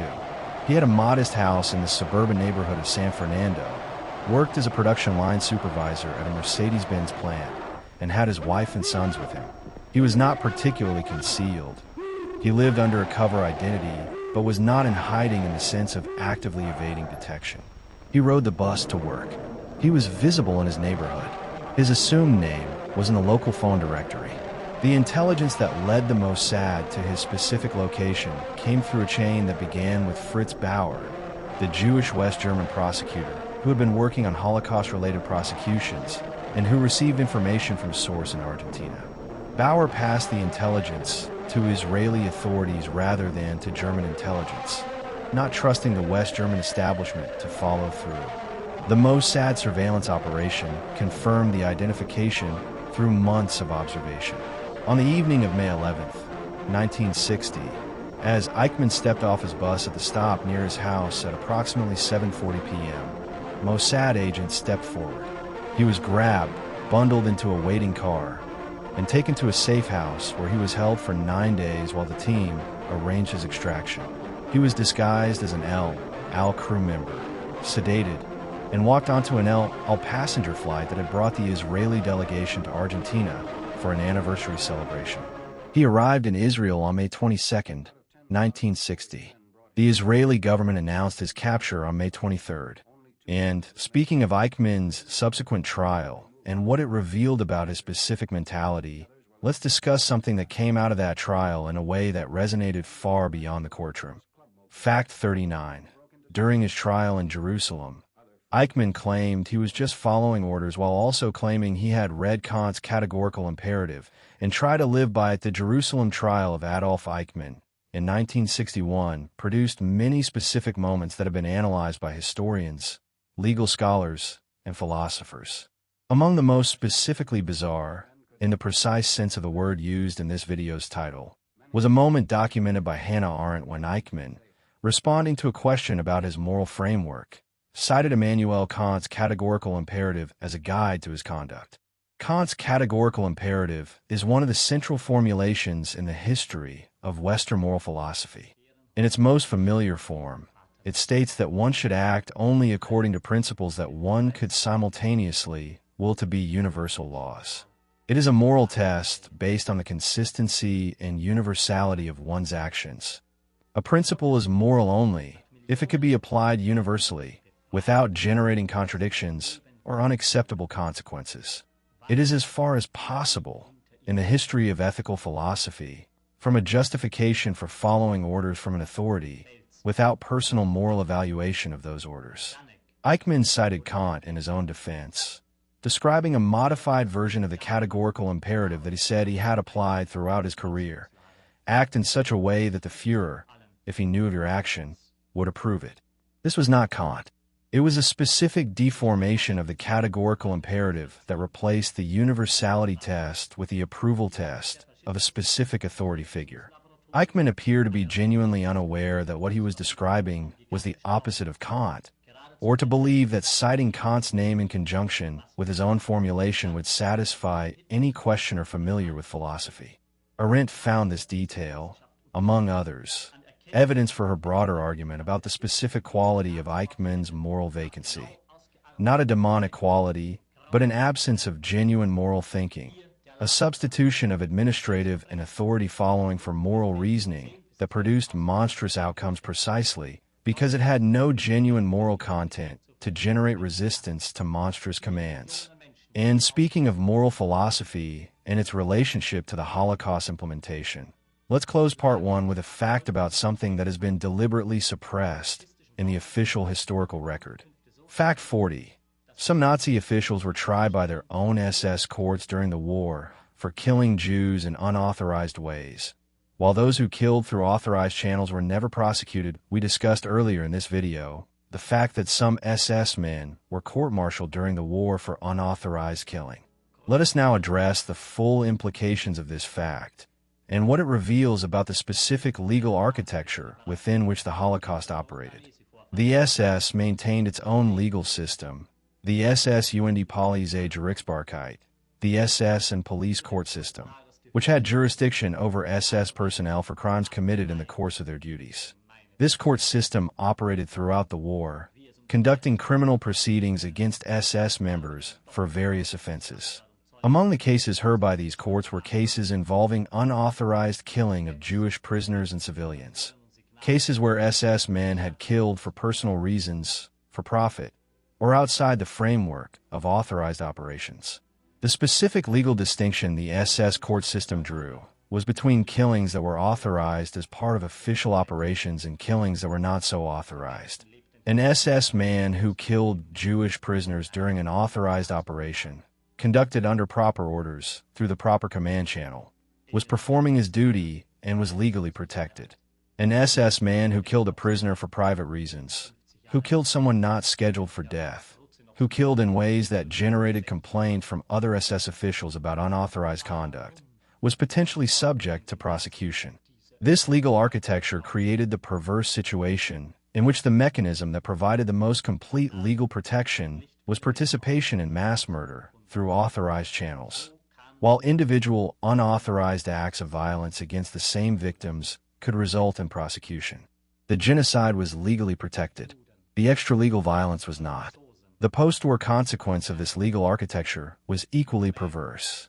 Because authorized participation in the killing operations was protected under the legal framework of the Third Reich, and because the Allied prosecution at Nuremberg focused on the decision-makers and commanders rather than on the individual participants in authorized killing operations, many of the men who killed the most people through the most systematic means faced the least legal. Fact 41. The concentration camp system was preceded by a euthanasia program that killed 200,000 disabled Germans and trained the killers for what would come next before the Holocaust began in earnest. Before the gas chambers of Auschwitz and the shooting pits of the Einsatzgruppen, there was a program that has been, in some respects, even more thoroughly suppressed in German public memory. The T4 euthanasia program, named for its administrative address at Tiergartenstrasse 4 in Berlin, which killed approximately 200,000 people with physical and mental disabilities in Germany and German-controlled territories between 1939 and 1945. The T4 program was authorized by Hitler in a document backdated to September 1st, 1939, the day the war began, giving it the cover of wartime necessity. It targeted people diagnosed with conditions including schizophrenia, epilepsy, hereditary deafness, severe alcoholism, and physical disability, who were evaluated through questionnaire-based assessment by panels of physicians who marked individual files with plus signs for death and minus signs for continued life. The evaluating physicians typically never examined the patients they condemned. They reviewed forms and made decisions that resulted in the gassing and cremation of human beings in dedicated killing facilities disguised as psychiatric hospitals. The specific technology developed for T4, sealed rooms in which carbon monoxide from pressurized tanks was introduced to kill the occupants, was the direct technical predecessor of the gas chamber system deployed in the Holocaust. The personnel who ran the T4 program, including its operators, its physicians, its administrative staff, and its specialized killing units, were transferred in large numbers to the Operation Reinhard death camps when those were established in 1942. They brought with them the technical expertise, the organizational experience, and the psychological habituation to mass killing that T4 had developed. Franz Stangl, who commanded Treblinka, was a T4 veteran. Christian Wirth, who set up the gas chamber systems at Belzec and Sobibor, came from T4. The T4 program was officially halted in August 1941, after Bishop Clemens August Graf von Galen of Munster gave a public sermon denouncing the killing of the disabled that was widely distributed. Hitler appears to have ordered the formal halt in response to the public reaction. But the killing continued in decentralized form through starvation, neglect, and lethal injection in individual institutions throughout the war. And the personnel and expertise of T4 moved directly into the Holocaust. The euthanasia program was not a separate chapter from the Holocaust. It was its direct technical and organizational foundation. And speaking of the connections between different elements of the Nazi killing program and their specific personnel, let's discuss something about the specific individuals who ran the most lethal phase. Fact 42. Reinhard Heydrich, the organizer of the Wannsee Conference, was assassinated not by Jewish resistance, but by British-trained Czech and Slovak paratroopers. He survived the bomb for 8 days. Reinhard Heydrich is described by historians as one of the most dangerous men in the Third Reich, and the description is deserved. As chief of the Reich Security Main Office, he commanded the Gestapo, the SD, and the security police. He was the man who had chaired the Wannsee Conference. He was the man after whom Operation Reinhard, the killing program for Poland's Jews, was named. He was, in January 1942, well-positioned to become one of the most powerful men in German-occupied Europe. He was assassinated on May 27, 1942, in Prague, where he served as Reich Protector of Bohemia and Moravia.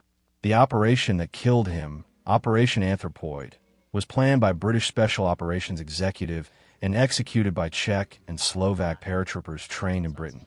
Josef Gabčík and Jan Kubis were the primary operatives, supported by several other members of the team. The operation had been authorized by the Czechoslovak government in exile, with awareness and support from British intelligence. The assassination attempt itself, on a curve in a Prague street where Heydrich's open Mercedes had to slow, did not go as planned. Gabčík's Sten gun jammed when he attempted to fire. Kubis threw a modified anti-tank grenade that exploded against the rear wheel of the car.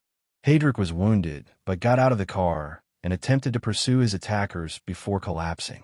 He was taken to hospital, where he appeared to be recovering from his wounds over the following days.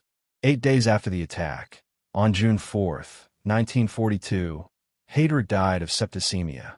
The specific medical cause was infection from the wound, possibly including fibers from the car upholstery or horsehair from the seat cushions that had been driven into the wound by the explosion. He died not immediately from the grenade blast, but from the infection that followed. He was 38 years old. The German reprisal for his assassination was catastrophic for the Czech population, including the complete destruction of the villages of Lidice and Lízáky. His operatives were trapped in a Prague church, surrounded, and died in the crypt when the SS flooded it. The killing of Heydrich was the highest-ranking assassination of any Nazi official during the war, conducted not by Jewish resistance, but by Allied trained paratroopers. The program named after him continued. And speaking of specific assassinations and resistance operations, and what they reveal about the Holocaust geography, let's discuss something about the resistance within the camps themselves. Fact 43.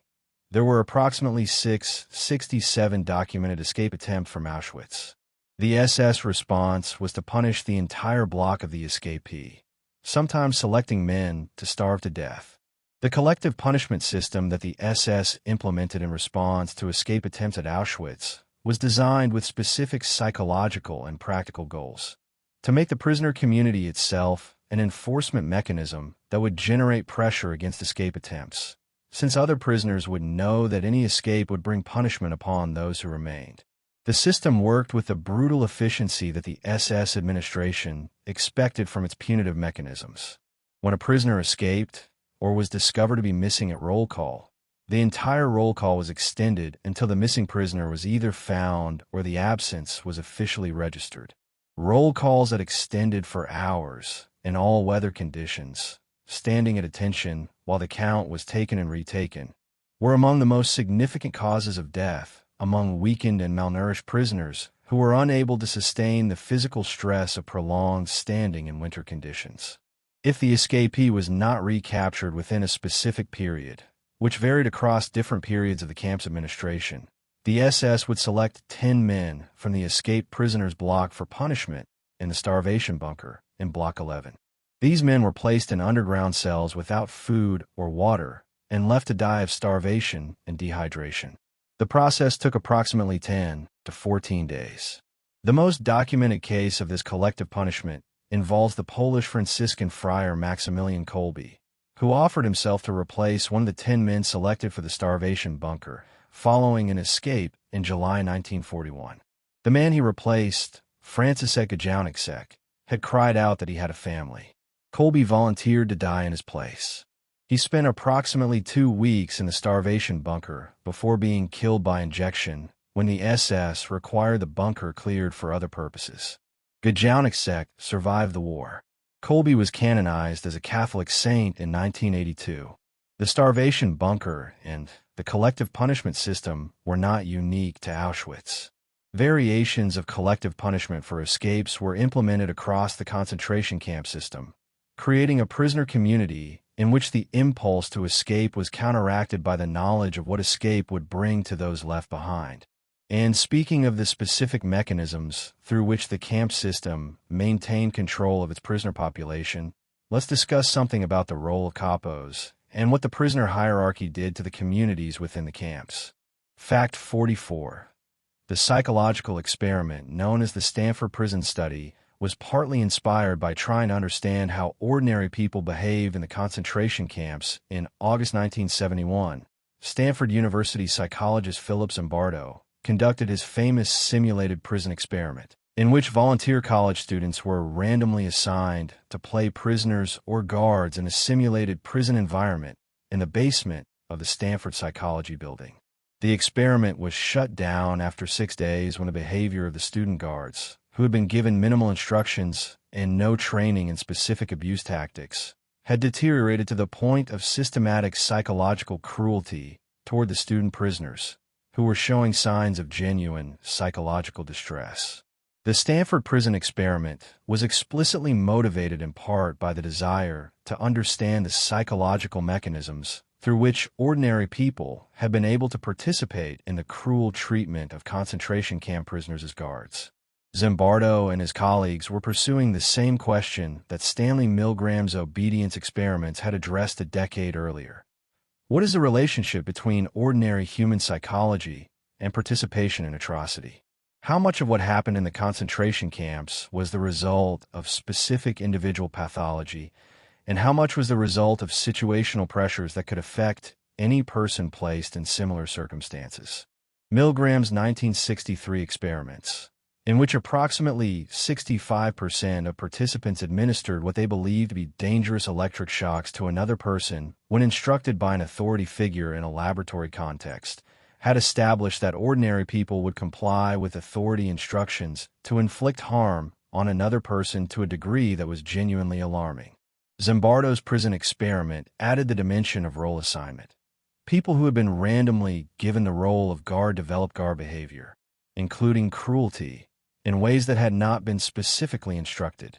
Both sets of experiments are relevant to understanding the Holocaust, not as proof that the Holocaust was inevitable or that all humans would behave as the perpetrators did, but as evidence that the psychological barriers to participating in the mistreatment of other people are considerably lower than comfortable assumptions about human nature would suggest.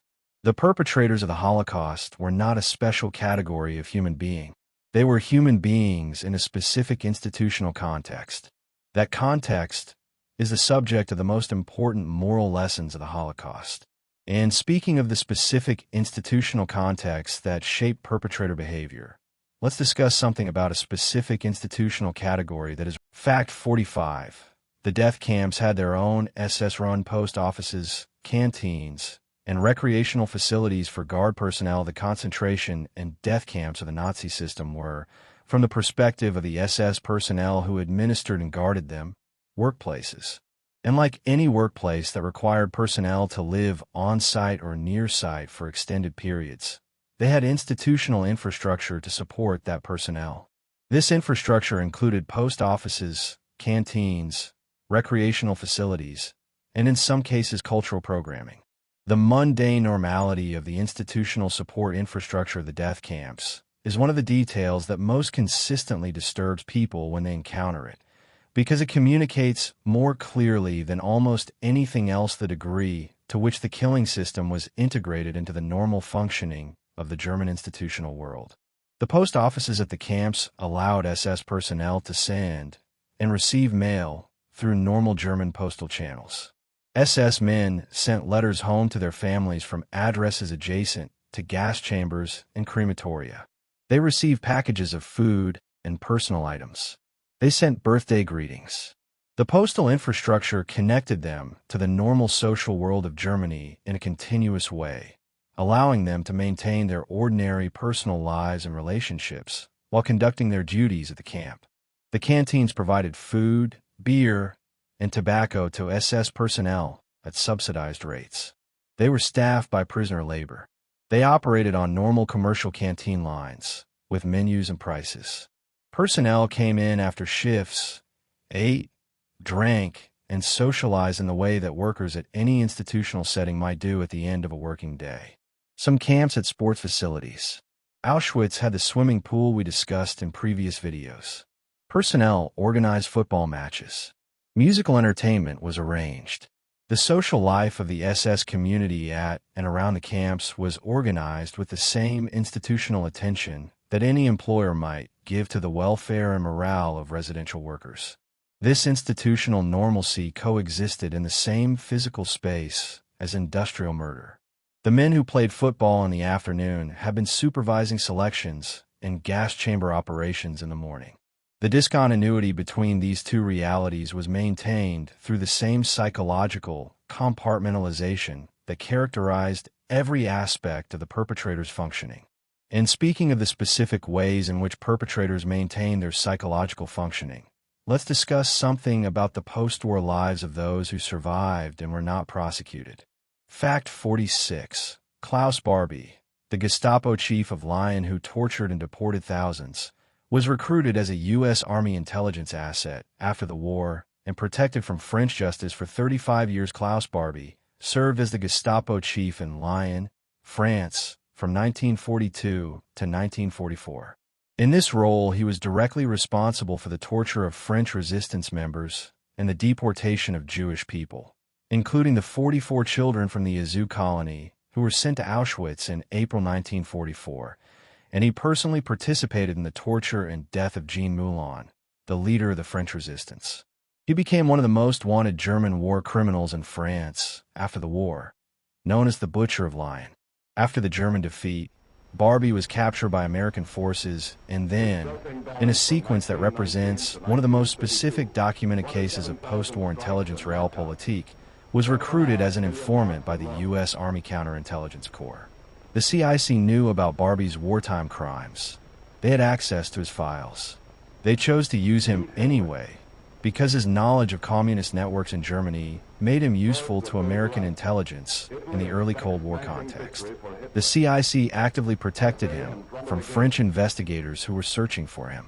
When Barbie's usefulness to American intelligence declined, and his presence became potentially embarrassing, the CIC helped him escape to Bolivia in 1951 through a Ratland network connected to a Croatian Catholic priest named Father Krunoslav Draganovic. Barbie lived in Bolivia under the assumed name Klaus Altman, working in various business capacities and reportedly providing security consultation services to Bolivian governments using the interrogation skills developed in Lyon. He was identified in Bolivia in 1971 by journalist Serge and Beat Klarsfeld, who spent years advocating for his extradition. Bolivia initially refused. After a change of government in Bolivia, he was expelled in 1983 and transported to France, arriving 39 years after his crimes in Lyon. His 1987 trial in Lyon was a major national event that forced France to confront both the crimes of German occupation and the role of French authorities in collaborating with those crimes. He was convicted of crimes against humanity and died in prison in 1991. He was 77 years old. The American government acknowledged in 1983 that the CIC had employed Barbie and had helped him escape justice. The acknowledgement came 32 years after the fact. And speaking of post-war protection of war criminals by different governments and institutions, let's discuss something about the Vatican's specific role. Fact 47. The Vatican's Ratland network helped hundreds of senior Nazis escape to South America.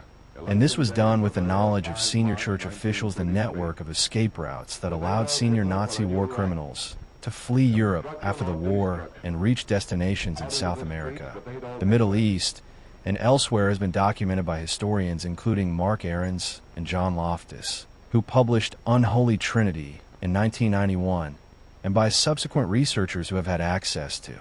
Archives opened in later decades. The networks, known collectively as the Ratlands, operated through a combination of former SS networks, sympathetic Catholic clergy, and the bureaucratic infrastructure of international humanitarian organizations.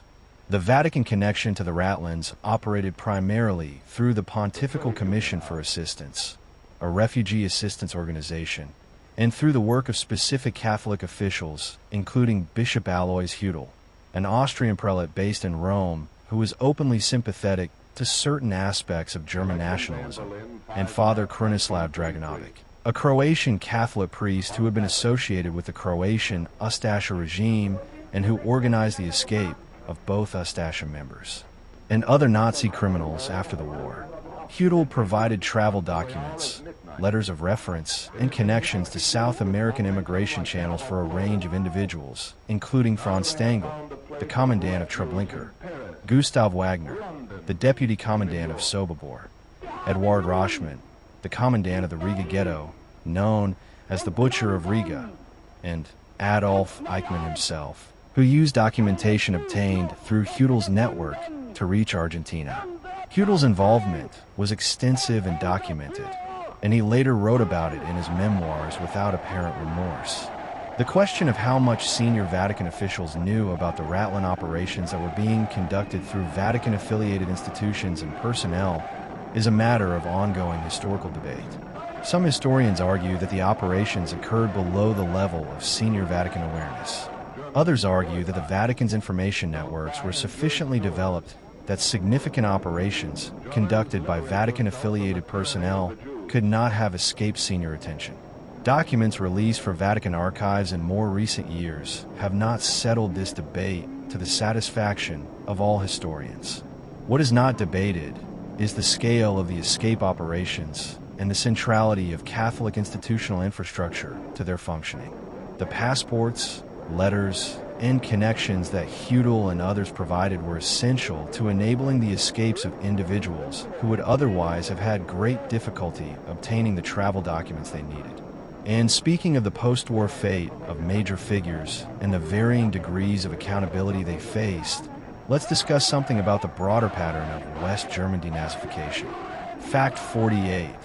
The West German Foreign Ministry in the 1950s and 1960s was staffed by numerous former Nazi Party members, including men who had been directly involved in Holocaust administration. The denazification of West German institutions that was supposed to follow the Allied occupation was, in practice, far less thorough than its architects had intended. The practical imperatives of rebuilding a functioning democratic state during the early Cold War period led Allied and then West German authorities to accept compromises that allowed large numbers of former Nazi Party members, and in some cases former participants in Holocaust administration, to return to positions of professional and governmental authority. The West German Foreign Ministry provides one of the most thoroughly documented examples of this process. Research published by the German Foreign Ministry itself in 2010, in a study commissioned by then Foreign Minister Guido Westerwelle, documented that approximately 137 of the roughly 900 diplomatic personnel employed by the West German Foreign Ministry in the 1950s had been members of the Nazi Party. A smaller number had held membership in the SS or other specifically Nazi organizations. Some had been directly involved in administrative activities connected to the persecution and murder of Jewish people during the war. The most specific example documented in the study was Franz Rademacher, who had led the Jewish desk of the Nazi Foreign Office during the war and who had been personally involved in decisions that led directly to the murder of Jews in various countries. He was employed by the West German Foreign Ministry in the 1950s. When his wartime role became the subject of investigation, he fled West Germany. He was eventually convicted in absentia of complicity in murder. He returned to West Germany in 1966 and died there in 1973. The pattern of former Nazi officials in the West German Foreign Ministry was not an accident or an oversight. It reflected a deliberate institutional calculation that the expertise and institutional knowledge of experienced diplomatic personnel outweighed the moral cost of their wartime records, and that the Cold War context made maintaining effective foreign policy capacity a higher priority than comprehensive accounting for wartime conduct. And speaking of the institutional decisions that shaped post-war German society and how they reckon with the Holocaust, let's discuss something about the specific trials that Fact 49, the Auschwitz trial in Frankfurt, 1963 to 1965, was prosecuted almost entirely through the determination of a single Jewish prosecutor who was surveilled by his own government. Fritz Bauer was a Jewish German jurist who had been forced into exile during the Nazi period, spending the war years in Denmark and Sweden. He returned to West Germany after the war and eventually became the state prosecutor of Hesse, one of the most senior prosecutorial positions in the West German legal system. From this position, he spent the better part of a decade trying to bring Holocaust perpetrators to trial in West German courts, fighting institutional resistance at every step. The resistance Bauer encountered came from within the West German legal establishment, which was staffed substantially by people who had served the Nazi state and who had personal and professional reasons to prefer that the files on Holocaust perpetrators remain closed.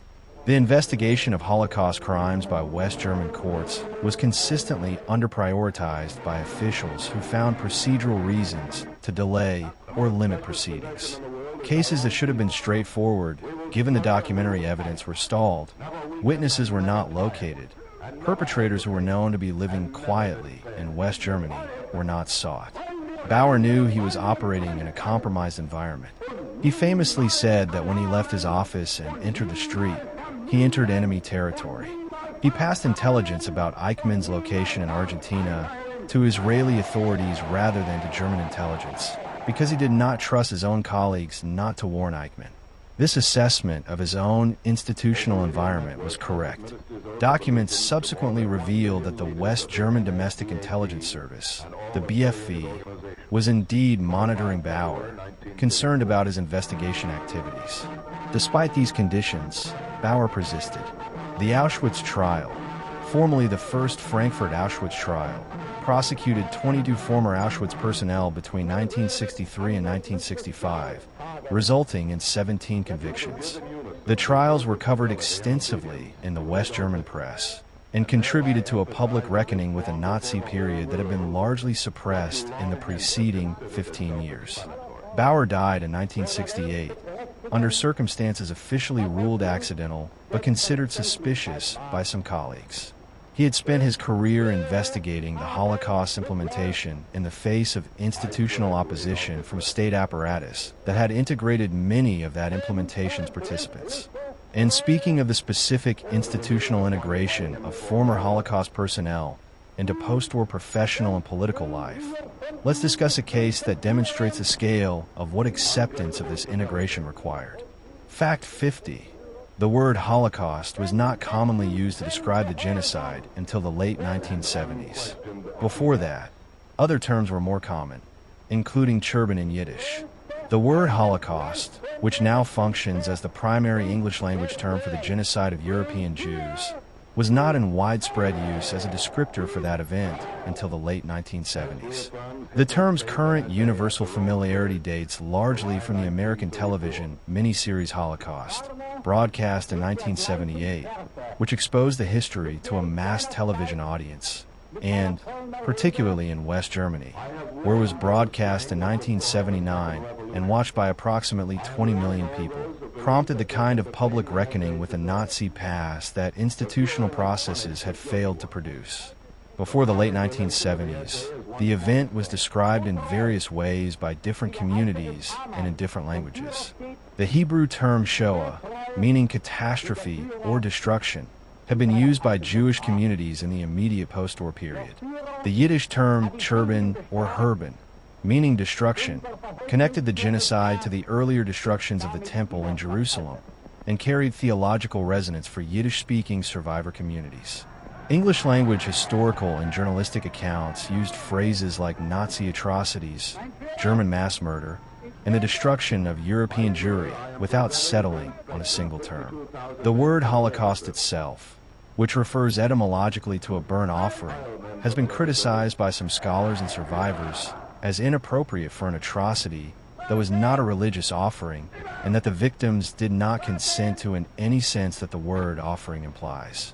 Elie Wiesel, who was one of the most prominent voices in establishing the word Holocaust in common usage, later expressed ambivalence about the term. The Hebrew word Shoah, used in Claude Lanzmann's 1985 nine-hour documentary of the same name, is the preferred term in Israel and in much of European and Israeli Holocaust scholarship.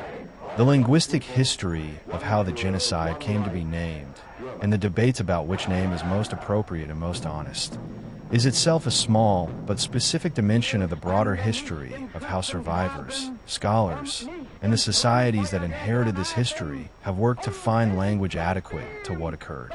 And speaking of how language shapes our understanding of historical events, let's discuss something about the specific language used within the perpetrator community. Fact 51. Himmler's October 1943 Posen speech is one of the only documents in which a senior Nazi explicitly described the final solution in unambiguous terms. He was speaking to an audience that already knew. On October 4th, 1943, Heinrich Himmler delivered a speech to SS generals assembled in Posen, in occupied Poland. The speech was recorded on audio, and the recording survived the war. It is one of the most important primary source documents of the Holocaust because it contains Himmler's explicit description of the extermination of the Jewish people in terms that are, unusually for senior Nazi documentation, clear and direct rather than euphemistic. In the speech, Himmler said to the assembled SS generals, "I'm talking about the evacuation of the Jews, the extermination of the Jewish people." He explicitly named the extermination as a historical achievement, describing it as a page of glory in their history that would never be written. He acknowledged that most of the assembled men had seen this happen to 100 or 500 or 1,000 bodies lying next to each other, and he praised them for having remained decent despite it.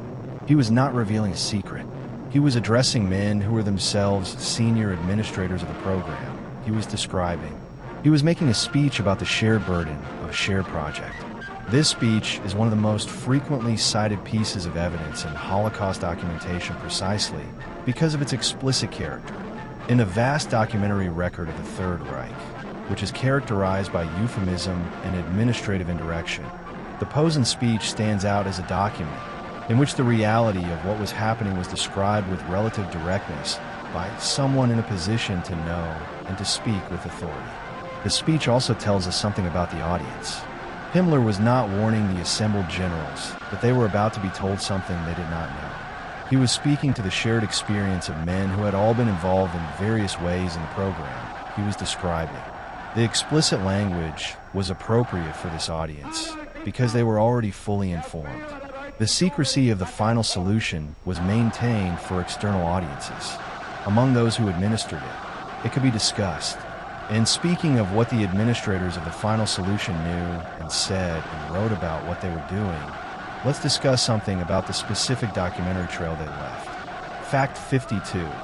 The SS required detailed body count reports filed within 24 hours of each major killing operation, and these reports were signed by named officers who were thereby identified in the post-war record. The administrative culture of the SS, which required operational reports to be filed within specified time periods after significant actions, produced a documentary record of the Holocaust killing operations that has been invaluable for post-war historical investigation and prosecution. The requirement that killing operations be reported in detail, with specific body counts, dates, locations, methods, and the names and unit designations of the personnel involved, was a standard administrative practice applied to the killing operations as to any other SS operation. These reports were filed through normal SS administrative channels, received and logged by the Reich Security Main Office in Berlin, and stored in the standard archival system. The reports were classified, but they were maintained as routine bureaucratic documents rather than being treated as particularly sensitive materials requiring special archival handling. The administrative routine that generated these reports also generated the paper trail that post-war investigators used to reconstruct both the scale of the killing operations and the identities of those responsible for conducting them. The specific individuals who signed these reports, whose names appear in the operational reporting chain as unit commanders, platoon leaders, and operations supervisors, were identified in the post-war record as having personally authorized and overseen specific killing operations. In many cases, their names appeared in multiple reports covering operations that collectively accounted for tens of thousands of deaths. The bureaucratic requirement for signed reporting had created the evidentiary infrastructure for their post-war prosecution. The problem, as we have discussed, was not the existence of the evidence, but the willingness of post-war prosecutorial and judicial systems to use it. The evidence identifying individual perpetrators was substantial and in many cases overwhelming. The institutional will to pursue those perpetrators through the normal channels of the West German legal system was in many cases insufficient to convert that evidence into convictions. And speaking of the evidence that was available and the specific cases where it produced results, let's discuss something about a specific post-war proceeding that is less well known than the main Nuremberg trials. Fact 53. The doctor's trial at Nuremberg established the foundational principles of medical ethics that govern all human subject research today. It was based entirely on what had been done at Auschwitz. We discussed earlier in this video the doctor's trial at Nuremberg and the Nuremberg Code that it produced. But the specific connection between what was done at Auschwitz and the ethical framework that governs all medical and psychological research conducted today deserves more detailed examination, because it represents one of the most direct and consequential legacies of the Holocaust in contemporary institutional life. The specific research practices that the doctor's trial prosecuted included high-altitude and low-pressure experiments that killed prisoners through decompression, freezing experiments that killed prisoners through hypothermia, malaria infection experiments, tuberculosis experiments, wound infection and sulfonamide treatment experiments, typhus vaccination experiments, mustard gas experiments, and the twin experiments conducted by Mengele that we have discussed. In each case, The experiments were conducted on prisoners who had not consented to participation, who were unable to refuse without serious consequence, and who in many cases died or suffered permanent harm as a result. The Nuremberg Code, appended to the tribunal's judgment in August 1947, articulated 10 principles for ethical research on human subjects. The first and most fundamental is that voluntary, informed consent of the research subject is absolutely essential.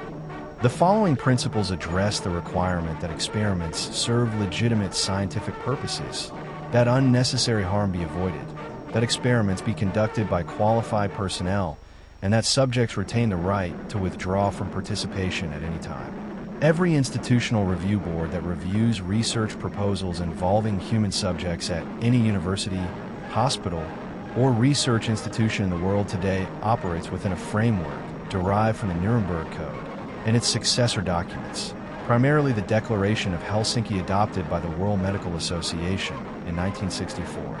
Every informed consent form that a research participant signs before joining a study reflects a principle that was articulated in direct response to what had been done to prisoners at Auschwitz and in the other concentration camps. The medical ethics framework of the modern world was built in response to the Holocaust. That is not a metaphor. It is a direct institutional lineage. And speaking of direct institutional lineages from the Holocaust to contemporary institutions, let's discuss something about international law. Fact 54.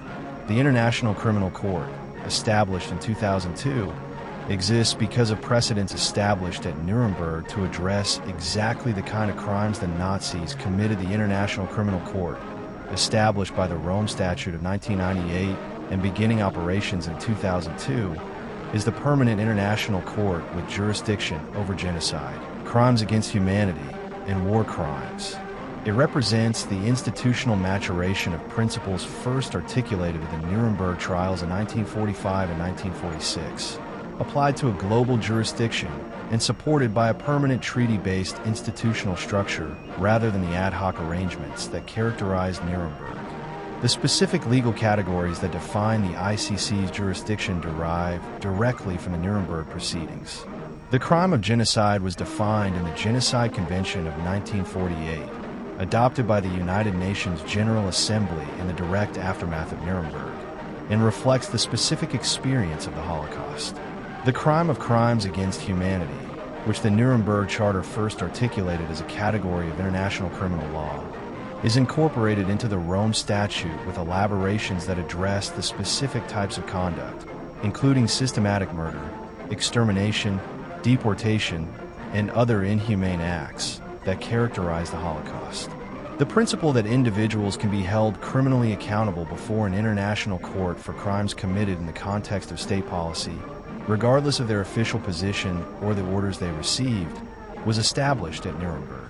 Before Nuremberg, state practice had generally held that heads of state and government officials acting in their official capacity were immune from individual criminal accountability.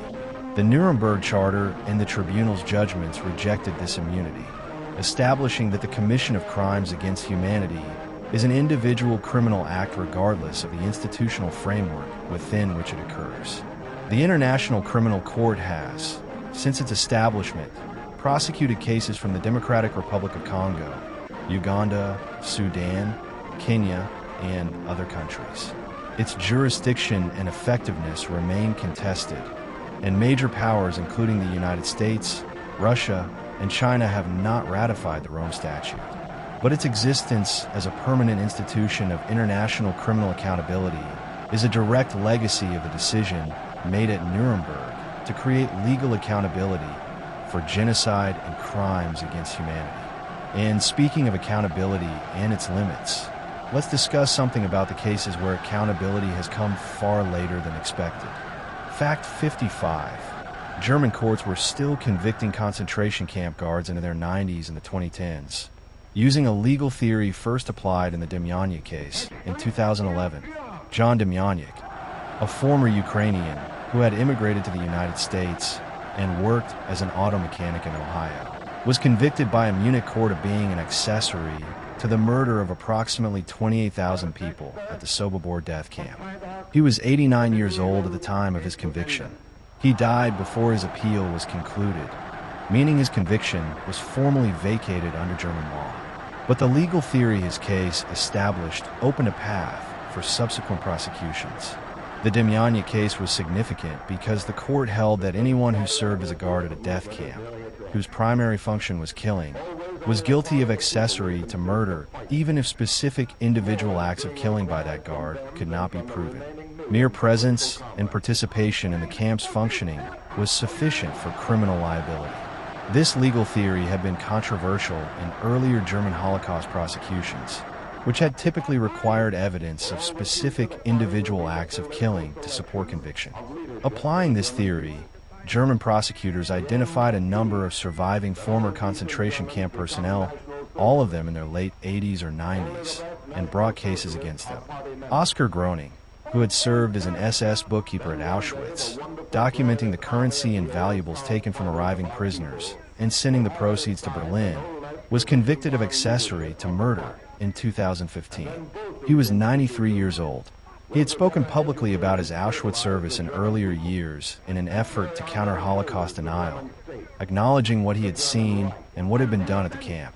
He died in 2017 before his sentence could be enforced. Reinhold Hanning, who had served as an SS guard at Auschwitz from 1942 to 1944, was convicted of accessory to murder in 2016 at the age of 94. He died in 2017. Bruno Day, who had served as an SS guard at the Stutthof concentration camp near Danzig, was convicted in 2020 at the age of 93. His case was tried in a youth court because he had been 17 years old when his service began. The prosecutions of 90-year-old former guards provoked a range of responses. Some argued they served no practical purpose given the defendants' ages and the impossibility of meaningful punishment, while others argued that the legal principle of accountability for participation in genocide had no statute of limitations, and that the prosecutions served an important historical and symbolic function. And speaking of the historical and symbolic dimensions of Holocaust memory, let's discuss something about the specific ways in which the Holocaust is commemorated. Fact 56. The largest Holocaust memorial in the world, the Memorial to the Murdered Jews of Europe in Berlin, was built on land used by the Nazi Reich Ministry. The Memorial to the Murdered Jews of Europe, designed by architect Peter Eisenman and completed in 2005 in the heart of Berlin, occupies approximately 19,000 square meters between the Brandenburg Gate and Potsdamer Platz. It consists of 2,711 concrete stelae of varying heights arranged in a grid pattern on undulating ground, creating an environment that visitors experience as disorienting and isolating, designed to produce a specific emotional response in those who walk through it. Beneath the field of stelae is an underground information center documenting the Holocaust. The specific location of the memorial is historically resonant in ways that are rarely fully discussed in popular accounts of the monument. The site is adjacent to the former location of the Reich Chancellery, Hitler's government offices. The Führerbunker, where Hitler spent his final weeks and died in April 1945, is approximately 200 meters from the memorial's northern edge. A parking lot occupies the ground directly above the bunker, which has been deliberately left without a marker to prevent it from becoming a site of neo-Nazi commemoration. The land on which the memorial stands was also adjacent to various Nazi government buildings during the Third Reich period. The area was the administrative heart of the Nazi state. Building the largest Holocaust memorial in the world on this ground was a deliberate symbolic choice by the German government, placing the memory of the victims on the same ground as the power of those who killed them. The memorial was controversial during its planning and construction phases. Some critics argued that a field of concrete stelae was too abstract to communicate the human reality of the Holocaust. Others objected to its location. Questions were raised about the appropriateness of building a memorial focused solely on Jewish victims, when other victim groups also deserve commemoration. The company that coated the stelae with an anti-graffiti substance was found to be a subsidiary of a company that had manufactured Zyklon B during the war, a discovery that prompted the contract to be terminated and relet. And speaking of the specific complications that surround Holocaust commemoration, let's discuss something about a controversy that illustrates the ongoing political dimensions of Holocaust memory. Fact 57. Several countries that participated in the Holocaust have never formally apologized to Jewish victims or paid meaningful reparations. Germany's engagement with its Holocaust responsibility has been, by any comparative standard, extensive and serious. Legal proceedings, financial reparations to Israel and to individual survivors and their families, comprehensive educational programs, memorial infrastructure, and a political and cultural acknowledgement of responsibility that is built into the fabric of German civic life. This German record, whatever its limitations, is more thorough than that of most other countries that participated in or enabled the Holocaust. The Holocaust was not a German crime alone. It required the cooperation of Allied governments, the participation of occupied country populations and institutions, and the tolerance of neutral countries that could have done more to resist it. The accountability of those other parties has been considerably more limited and uneven than Germany's. France did not formally acknowledge its government's responsibility for the deportation of French Jews until President Jacques Chirac's speech in 1995, 50 years after the war ended. Earlier French governments had maintained that the Vichy regime was not the legitimate French state and that therefore the French Republic bore no responsibility for its actions. The 1995 acknowledgement was a significant step, though questions about the adequacy of French reparations and the completeness of French historical acknowledgement continue to be raised. Romania participated in the Holocaust with devastating effect, killing between 200,000 and 400,000 Jewish people in Romanian-controlled territories, primarily in Transnistria. The Romanian government denied this history for decades and has acknowledged it formally and partially only in response to international pressure. A National Commission on the Holocaust was established in 2003, producing a report that acknowledged Romanian responsibility, but implementation of memorial and educational programs has been inconsistent. Croatia, Poland, Ukraine, Lithuania, Latvia, and other countries where Holocaust-related events occurred face their own complex and contested processes of historical acknowledgement. The relationship between acknowledging national participation in the Holocaust and the competing narrative requirements of national identity has made these acknowledgements politically difficult in each country. And speaking of what different national communities have done with the history of the relationship to the Holocaust, let's discuss something about a specific dimension of this that is rarely examined. Fact 58. The Holocaust destroyed a civilization that had existed for over 1,000 years. Yiddish, which was the daily language of 11 million people, was effectively killed along with its speakers. The Jewish communities of Eastern Europe that were the primary victims of the Holocaust had not appeared recently. They had existed for approximately 1,000 years in the territories of Poland, Lithuania, Belarus, Ukraine, and the other regions of Eastern Europe. They had built, over that millennium, a civilization of extraordinary depth and complexity. A distinct language, Yiddish, which was spoken as a first language by approximately 11 million people in the early 20th century. A distinctive religious tradition centered on the great yeshiva academies of Lithuania and Poland. A rich secular literature and culture in both Yiddish and Hebrew. Political movements that shaped 20th century history. Scientific and intellectual achievements that contributed significantly to the broader human knowledge project. The Holocaust did not merely kill the people of this civilization. It destroyed the civilization itself. The Yiddish language, which had been the daily speech of millions of people across multiple countries, was reduced to a language of remembrance and scholarly study by the murder of the majority of its native speakers. The yeshiva tradition of Volozhin, Mir, Ponvez, and other institutions that had trained generations of Jewish religious scholars was eliminated along with the communities that had sustained it. The secular literary and theatrical culture that had flourished in Warsaw, Vilna, Lodz, and Krakow was ended with the destruction of those communities. What survived did so in fragments and in diaspora. The Yiddish language survived in the speech of survivor communities in the United States, Israel, and elsewhere, and has been the subject of revival efforts in recent decades. The religious traditions survived in the communities that had emigrated before the war and in the institutions that refugees rebuilt after it. The cultural achievement survived in the works that were written down and published and preserved, though much was lost in the destruction of the communities that had produced it. The magnitude of what was lost is not fully captured by the number 6 million, enormous as that number is. Behind the 6 million was a civilization, a way of life, a set of practices and traditions and languages and institutions and relationships that had been built over 1,000 years, and that the final solution erased in 4 years. The loss was not only of 6 million lives. It was of everything those lives were embedded in and carried. And speaking of what was carried by survivors and what was lost forever, let's discuss something about what has been done to recover individual names and stories. Fact 59. Yad Vashem has recovered names for approximately 4.8 million of the 6 million Jewish victims. 1.2 million names remain unknown.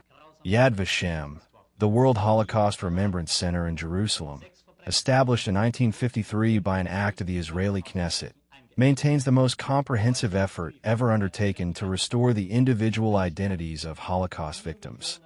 The central database of Shoah victims' names, which collects pages of testimony submitted by survivors, family members, and researchers documenting the names and biographical details of those who were killed. The database's current total of approximately 4.8 million recovered names represents decades of systematic collection work, the processing of deportation lists from communities across Europe, the analysis of census and community records, and the testimony of survivors who remembered the names of those they had known. It is the largest single repository of individual Holocaust victim identification in the world. The 1.2 million Jewish Holocaust victims whose names have not been recovered are the people who were killed most completely. The Treblinka victims, of whom approximately 900,000 people were killed, and almost all traces of whose individual identities were deliberately destroyed along with the physical camp. The Belzec victims, of whom approximately 430,000 to 500,000 were killed at a camp that had 2 known Jewish survivors. The people killed in the mass shootings of the Einsatzgruppen operations in rural areas, where community records were also destroyed. The people killed in the hundreds of small ghettos and transit camps whose administrative records were never maintained or did not survive. The work of name recovery continues. Yad Vashem continues to accept pages of testimony, and the database continues to grow as new submissions are processed and as demographic and community records from various countries are analyzed.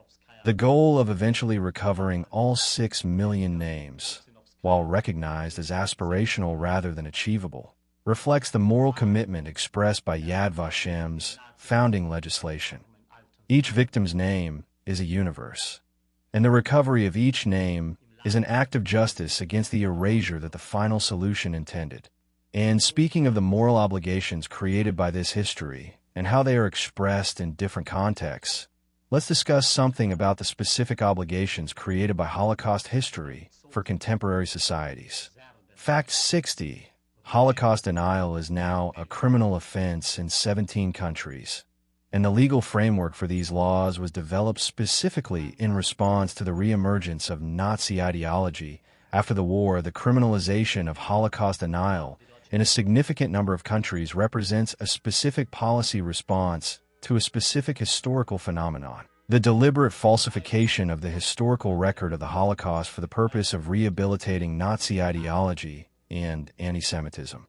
The legal framework of Holocaust denial laws reflects judgments made by the legislative bodies of multiple democratic countries that this specific category of speech poses a harm that justifies restriction beyond what would be permitted for other categories of historical revisionism or false speech.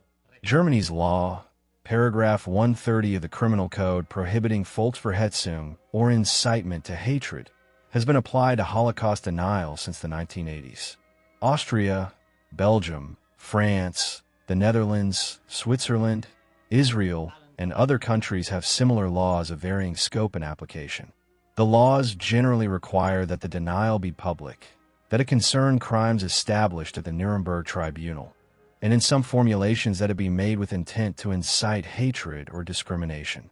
The legal theory underlying these laws is that Holocaust denial is not simply factually false speech, which would typically not justify criminal penalty in democratic societies that protect freedom of expression, but is a specific form of hate speech directed against Jewish people and other Holocaust victim groups that functions to rehabilitate the ideology that produced the Holocaust, to deny the status of the victims as victims, and to promote anti-Semitism under the cover of historical revisionism. The courts that have tested these laws have generally accepted this theory, though with varying degrees of enthusiasm for the restrictions.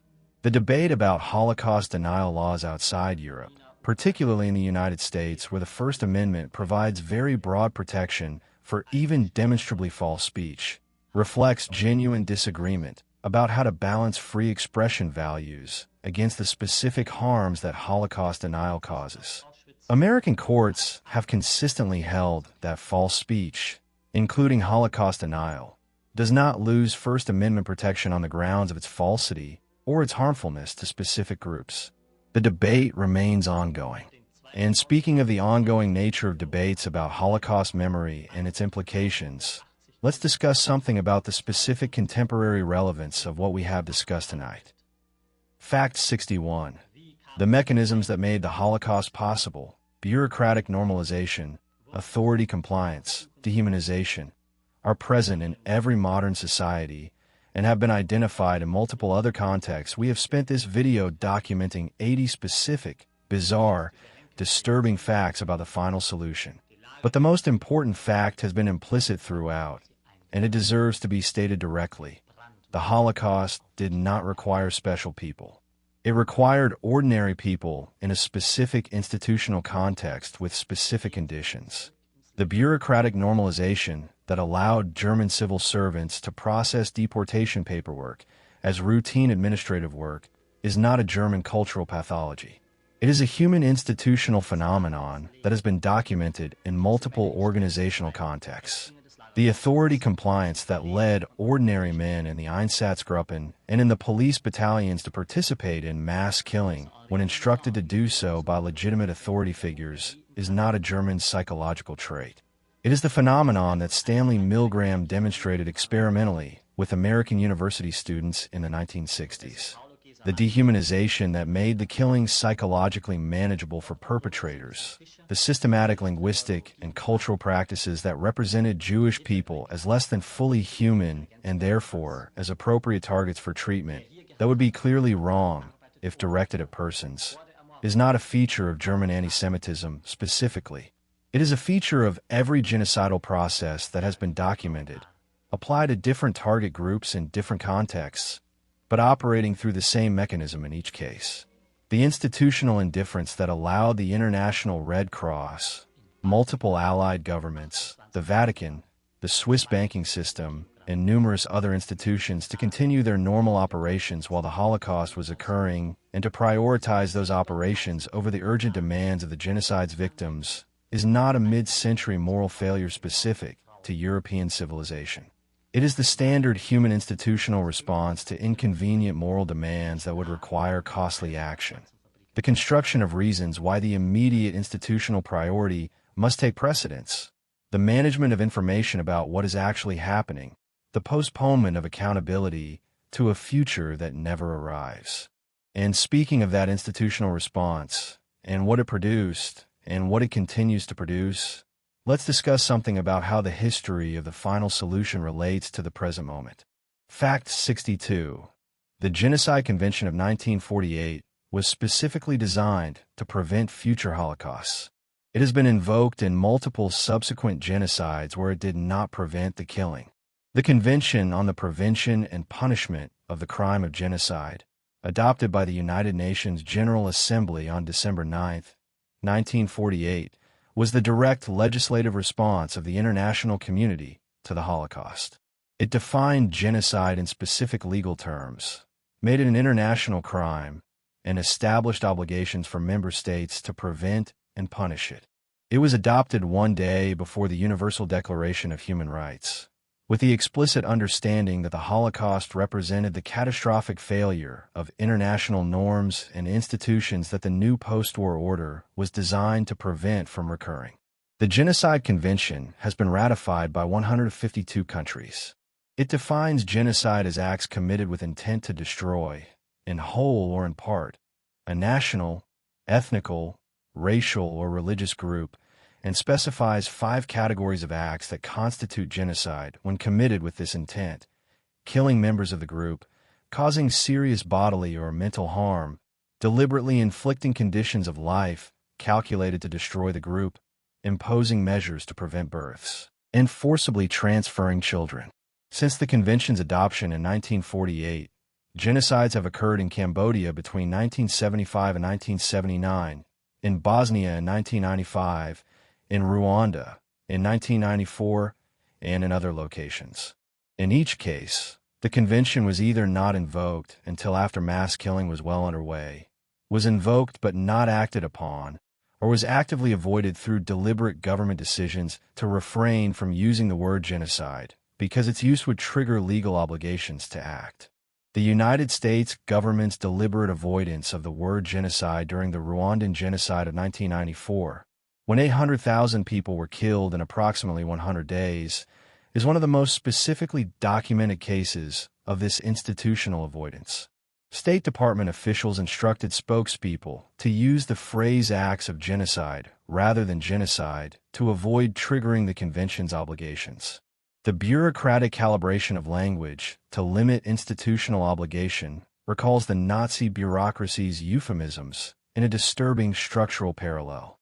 And speaking of the persistence of the patterns that produce the Holocaust in contemporary institutional contexts, let's discuss something about the specific lessons that historians and educators identify as most important. Fact 63. The Holocaust Museum in Washington, D.C. was opened in 1993 specifically to serve as a warning to American citizens that what happened in Europe could happen anywhere. The United States Holocaust Memorial Museum on the National Mall in Washington, D.C. was established not as a memorial to events that happened to other people in another country, but as an institution specifically designed to communicate to American citizens the relevance of Holocaust history to the functioning of American democracy and the values of American society. The museum's founding legislation, the framing of its exhibitions, and the educational programming it delivers are all oriented toward this specific domestic purpose. The museum's permanent exhibition begins with the assumption that visitors are American, confronts them with the history of the Holocaust through a progression of documentary, photographic, and artifact evidence, and concludes with an explicit invitation to consider the relationship between the Holocaust history and the values and institutions of American democracy. The exhibition does not present the Holocaust as a specifically German or European aberration, but as the product of conditions and processes that are recognizable in any modern society. The museum was dedicated in April 1993. President Clinton spoke at the dedication ceremony. Elie Wiesel spoke. Survivors of the Holocaust were present. The museum opened to the public with the explicit mission of using Holocaust history for contemporary moral and civic purposes, not merely for the commemoration of past events. In the decades since its opening, the museum has served as an early warning system as well as a commemorative institution, tracking emerging signs of genocide risk around the world and engaging with policymakers and civil society organizations on genocide prevention. The Committee on Conscience, one of the museum's divisions, maintains ongoing attention to situations around the world where the conditions for mass atrocity are developing, drawing on the institution's Holocaust expertise to analyze contemporary risks. And speaking of the early warning dimensions of Holocaust history and how they relate to contemporary contexts, let's discuss something about what the historical record tells us about how genocides typically unfold. Fact 64. Scholars who study genocide have identified 10 stages that characterize most genocides. The Holocaust displayed all 10. Gregory Stanton, the founder of Genocide Watch, developed a model of genocide prevention in 1996 that identified stages in the process through which genocide typically develops. The model, now in a 10-stage version, identifies a progression from classification through symbolization, discrimination, dehumanization, organization, polarization, preparation, persecution, extermination, and denial. Each stage represents a threshold that, if recognized and interrupted, could prevent the genocide from progressing to the next stage. The Holocaust displayed all 10 stages in clear and documented form. Classification, the identification and categorization of Jewish people as a distinct group through racial laws and registration. Symbolization, the yellow star and other forced identifying markers. Discrimination, the systematic legal exclusion of Jewish people from civic life, professions, and economic participation. Dehumanization, the propaganda portrayal of Jewish people as rats, vermin, bacteria, and existential biological threats. Organization, the Einsatzgruppen, the SS administration, the Judenrat system, the deportation logistics. Polarization, the elimination of moderate voices, the enforcement of rigid in-group and out-group boundaries. Preparation, the ghetto system, the registration of Jewish populations, the concentration and logistical preparation for deportations. Persecution, the ghettos, the property confiscation, the forced labor, the systematic impoverishment. Extermination, the gas chambers, the shooting pits, the death marches. Denial, the destruction of evidence, the post-war claims of ignorance, and the ongoing Holocaust denial movement. The utility of this framework for contemporary genocide prevention lies in the recognition that the later stages of genocide are made possible by the earlier stages, and that intervention is easier and more effective at earlier stages. A society that has reached the stage of organized mass killing has already moved through multiple preceding stages that could theoretically have been interrupted. The Holocaust's complete traversal of all 10 stages documents the progressive nature of genocidal development and the multiple points at which it might have been, but was not, interrupted. And speaking of what was not done and what might have been, let's discuss something about the specific decisions that allowed the Holocaust to proceed to its conclusion. Fact 65. The Allies had decoded German military communications, including messages about killing operations. Some scholars argue they deliberately avoided acting on this intelligence. The ultra-secret, the code-breaking operation at Bletchley Park in Britain that deciphered German Enigma-encrypted military communications throughout the Second World War, produced intelligence about German military operations that was central to Allied strategic decision-making. What has been less fully examined in popular accounts of the Ultra program is the extent to which the decoded communications included information about the Einsatzgruppen killing operations in the occupied Soviet Union and about other Holocaust-related activities. British codebreakers had deciphered communications about Einsatzgruppen killing operations in the summer and autumn of 1941, when the mass shooting operations in the Soviet Union were at their peak. The decoded messages included operational reports with specific body counts that were consistent with the Uranusmeldungen reports we discussed earlier. This intelligence reached senior British intelligence and government officials. The British government's response to this intelligence has been the subject of scholarly debate.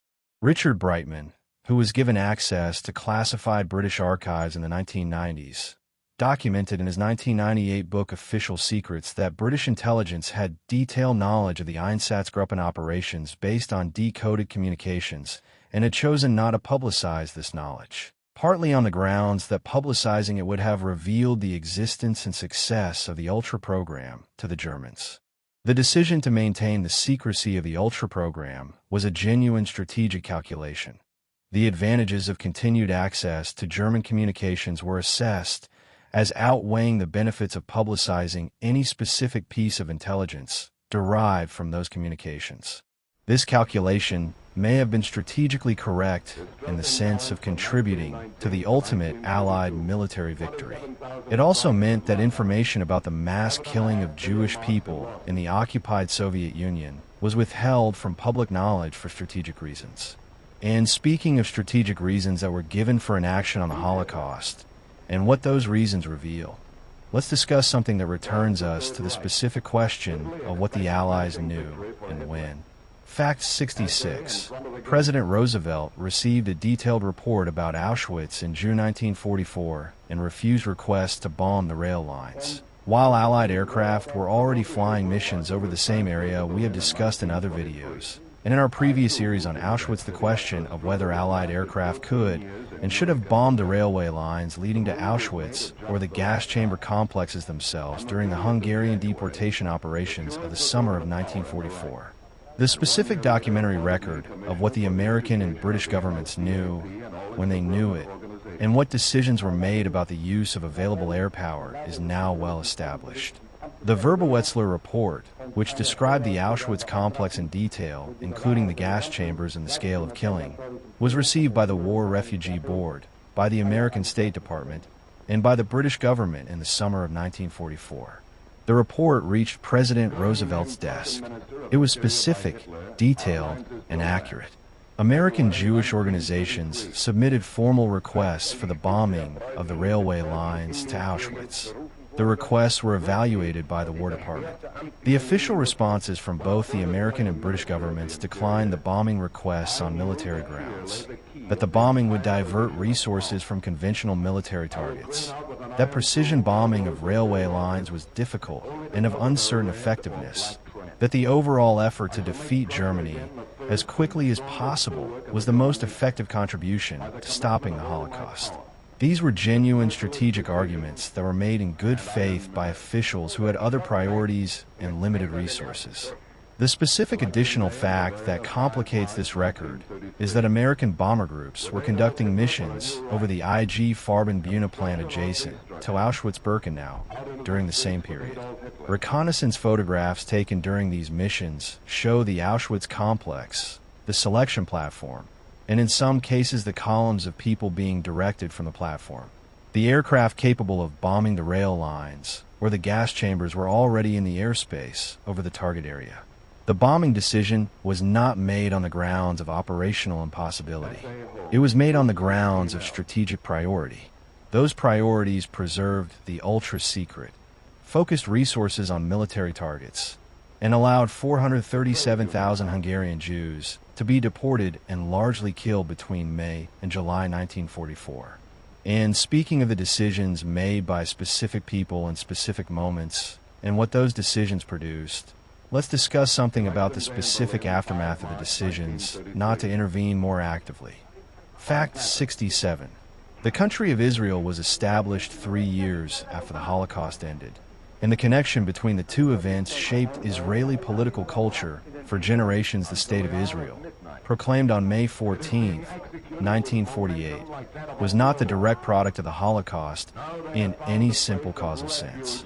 Zionism, the movement for the establishment of a Jewish homeland in historic Palestine, had been an organized political and cultural movement since the late 19th century, long before the Holocaust. The British Mandate for Palestine had provided a territorial and administrative framework for Jewish immigration and institution building since 1920. The conditions for Israeli statehood had been developing for decades before the Holocaust began, but the Holocaust transformed the politics of Zionism and the international context for Israeli statehood in ways that are impossible to separate from the event itself. The murder of 6 million European Jews, representing approximately 1/3 of the world's Jewish population at the time, devastated the communities that had been the demographic base of European Jewish life and created an enormous population of survivors who had nowhere to return to and who needed a place to go. The political case for a Jewish state, which had been contested internationally throughout the Mandate period, was transformed by the Holocaust into something that could be refused only by arguing either that the Holocaust had not happened or that its survivors did not deserve a homeland. The impact of the Holocaust on Israeli political culture has been profound and complex. The experience of systematic genocide, of the world's failure to intervene effectively, of the specific vulnerability of a stateless Jewish population in a world of sovereign states, has shaped Israeli security doctrine, political priorities, and national self-understanding in ways that are still being worked out. The phrase "never again" which in Holocaust memorial contexts is usually a universal moral imperative, carries in Israeli political discourse a specific institutional meaning. The state exists specifically to ensure that the specific vulnerability of stateless Jews to genocide cannot recur. And speaking of the specific legacies of the Holocaust in contemporary contexts, let's discuss something about one final dimension of this history that is rarely addressed in popular accounts. Fact 68. The perpetrators of the Holocaust who were never prosecuted included thousands of ordinary professionals whose post-war careers were unaffected by their wartime activities. We have established throughout this video that the vast majority of the individuals who participated in the final solution faced no legal accountability after the war. The specific scale of this non-accountability is worth stating as clearly as possible. The Holocaust required the participation of hundreds of thousands of people in roles ranging from direct killing to administrative processing to economic exploitation. Of those hundreds of thousands, a few thousand were convicted of war crimes and proceedings of various kinds across multiple countries. The remainder, numbering in the hundreds of thousands, returned to civilian life and in many cases resumed their pre-war careers or found equivalent positions in the post-war professional world. Among these were doctors who had participated in concentration camp medical experiments and who resumed medical practice after the war, engineers who had designed killing infrastructure and who continued engineering careers, lawyers who had drafted the legal frameworks of persecution and who practiced law in post-war Germany, academics who had produced racial science research and who continued academic careers, business executives whose companies had exploited prisoner labor and who resumed leadership of those same companies or equivalent positions in the same industries. Some of these individuals were eventually identified and subjected to scrutiny, sometimes decades after the war. Others lived and died without their wartime activities becoming publicly known. The social and professional reintegration of Holocaust perpetrators into post-war German and European society was so thorough that for many of them, the wartime period was simply a chapter in a professional biography that was not discussed, not examined, and not held against them by the institutions and communities in which they lived their post-war lives. This reality is the most important and most uncomfortable final fact about the final solution. That for most of the people who built and operated it, the consequences were essentially zero. The Holocaust was organized, implemented, and carried to the completion of its wartime operational phase by hundreds of thousands of people who then went home and lived out their natural lives. The exceptions who were prosecuted, the 20 or so men executed at Nuremberg and the several thousand convicted in subsequent proceedings, were a tiny fraction of those responsible. And speaking of what the historical record tells us about consequences and accountability, let's discuss our penultimate facts. Fact 69. The mechanisms of dehumanization that enabled the Holocaust are documented in psychological research as being available in any social context. The boundary between normal and genocidal is thinner than comfortable. The psychological research literature that has accumulated in response to the Holocaust, from Milgram's obedience studies to Zimbardo's prison experiment to Philip Zimbardo's subsequent work on the Lucifer effect, converges on a conclusion that is simultaneously the most important and the least comfortable finding in the history of social psychology. The capacity for ordinary human beings to participate in the mistreatment, dehumanization, and even killing of other human beings is not a rare psychological aberration. It is a latent capacity that is present in most people and that is activated by specific situational conditions. Those conditions include the presence of legitimate authority that directs the harmful behavior, the normalization of that behavior through social consensus, the dehumanization of the target group through linguistic and cultural practices that remove them from the category of beings who deserve full moral consideration, the diffusion of individual responsibility through bureaucratic structures that distribute participation across many actors, none of whom bears the full weight of the outcome, and the progressive normalization of each escalating step through the establishment of the previous step as acceptable. These conditions are not specific to any culture, country, religion, or historical period. They are conditions that human social systems can generate in a wide range of contexts. The Holocaust is the largest and most thoroughly documented case in history where these conditions produced genocide, but it is not the only case. And the specific combination of bureaucratic sophistication, modern industrial technology, and deliberate ideological preparation that characterize the Holocaust is available to any modern state that chooses to develop it. This is not a counsel of despair. It is a counsel of vigilance.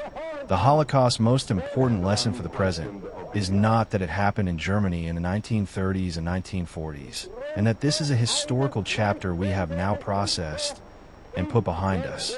It is that the conditions that made it possible are conditions that require ongoing active resistance wherever they appear. The dehumanization of target groups in public discourse, the normalization of institutional cruelty through bureaucratic euphemism, the compliance of professions and institutions that should know better, and the silence of bystanders who calculate that intervention is too costly. And speaking of what ongoing active resistance requires, let's reach our final two facts.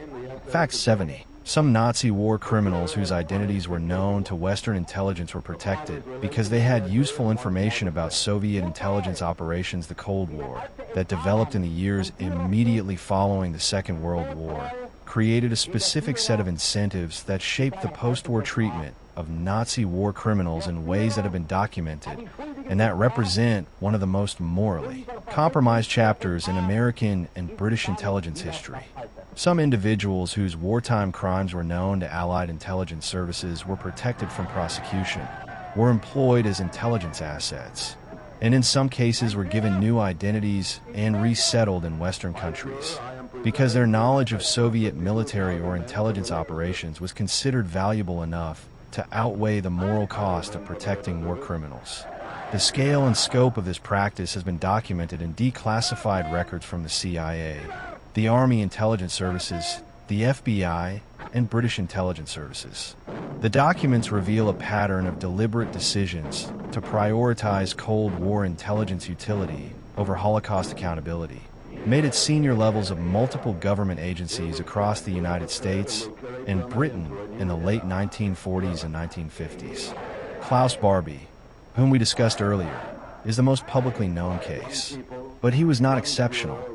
The CIA's program for recruiting former German intelligence personnel, including members of the Gehlen organization, which employed significant numbers of former SS and Wehrmacht intelligence officers under the leadership of former German military intelligence chief Reinhard Gehlen, represents a systematic rather than exceptional engagement with former Nazi personnel for Cold War purposes. The Gehlen organization became the foundation of the West German Intelligence Service, the BND, and its personnel files have been analyzed by historians who have documented the extent to which former Nazi officials were integrated into this foundational institution of post-war West German democracy. The moral cost of these Cold War accommodations was borne not by the governments that made them, but by the victims of the war criminals who were protected, by the survivors whose testimony against those criminals was never heard in court, and by the historical record that was distorted by the protection of individuals who had not been made to account for what they did. And with that, we have arrived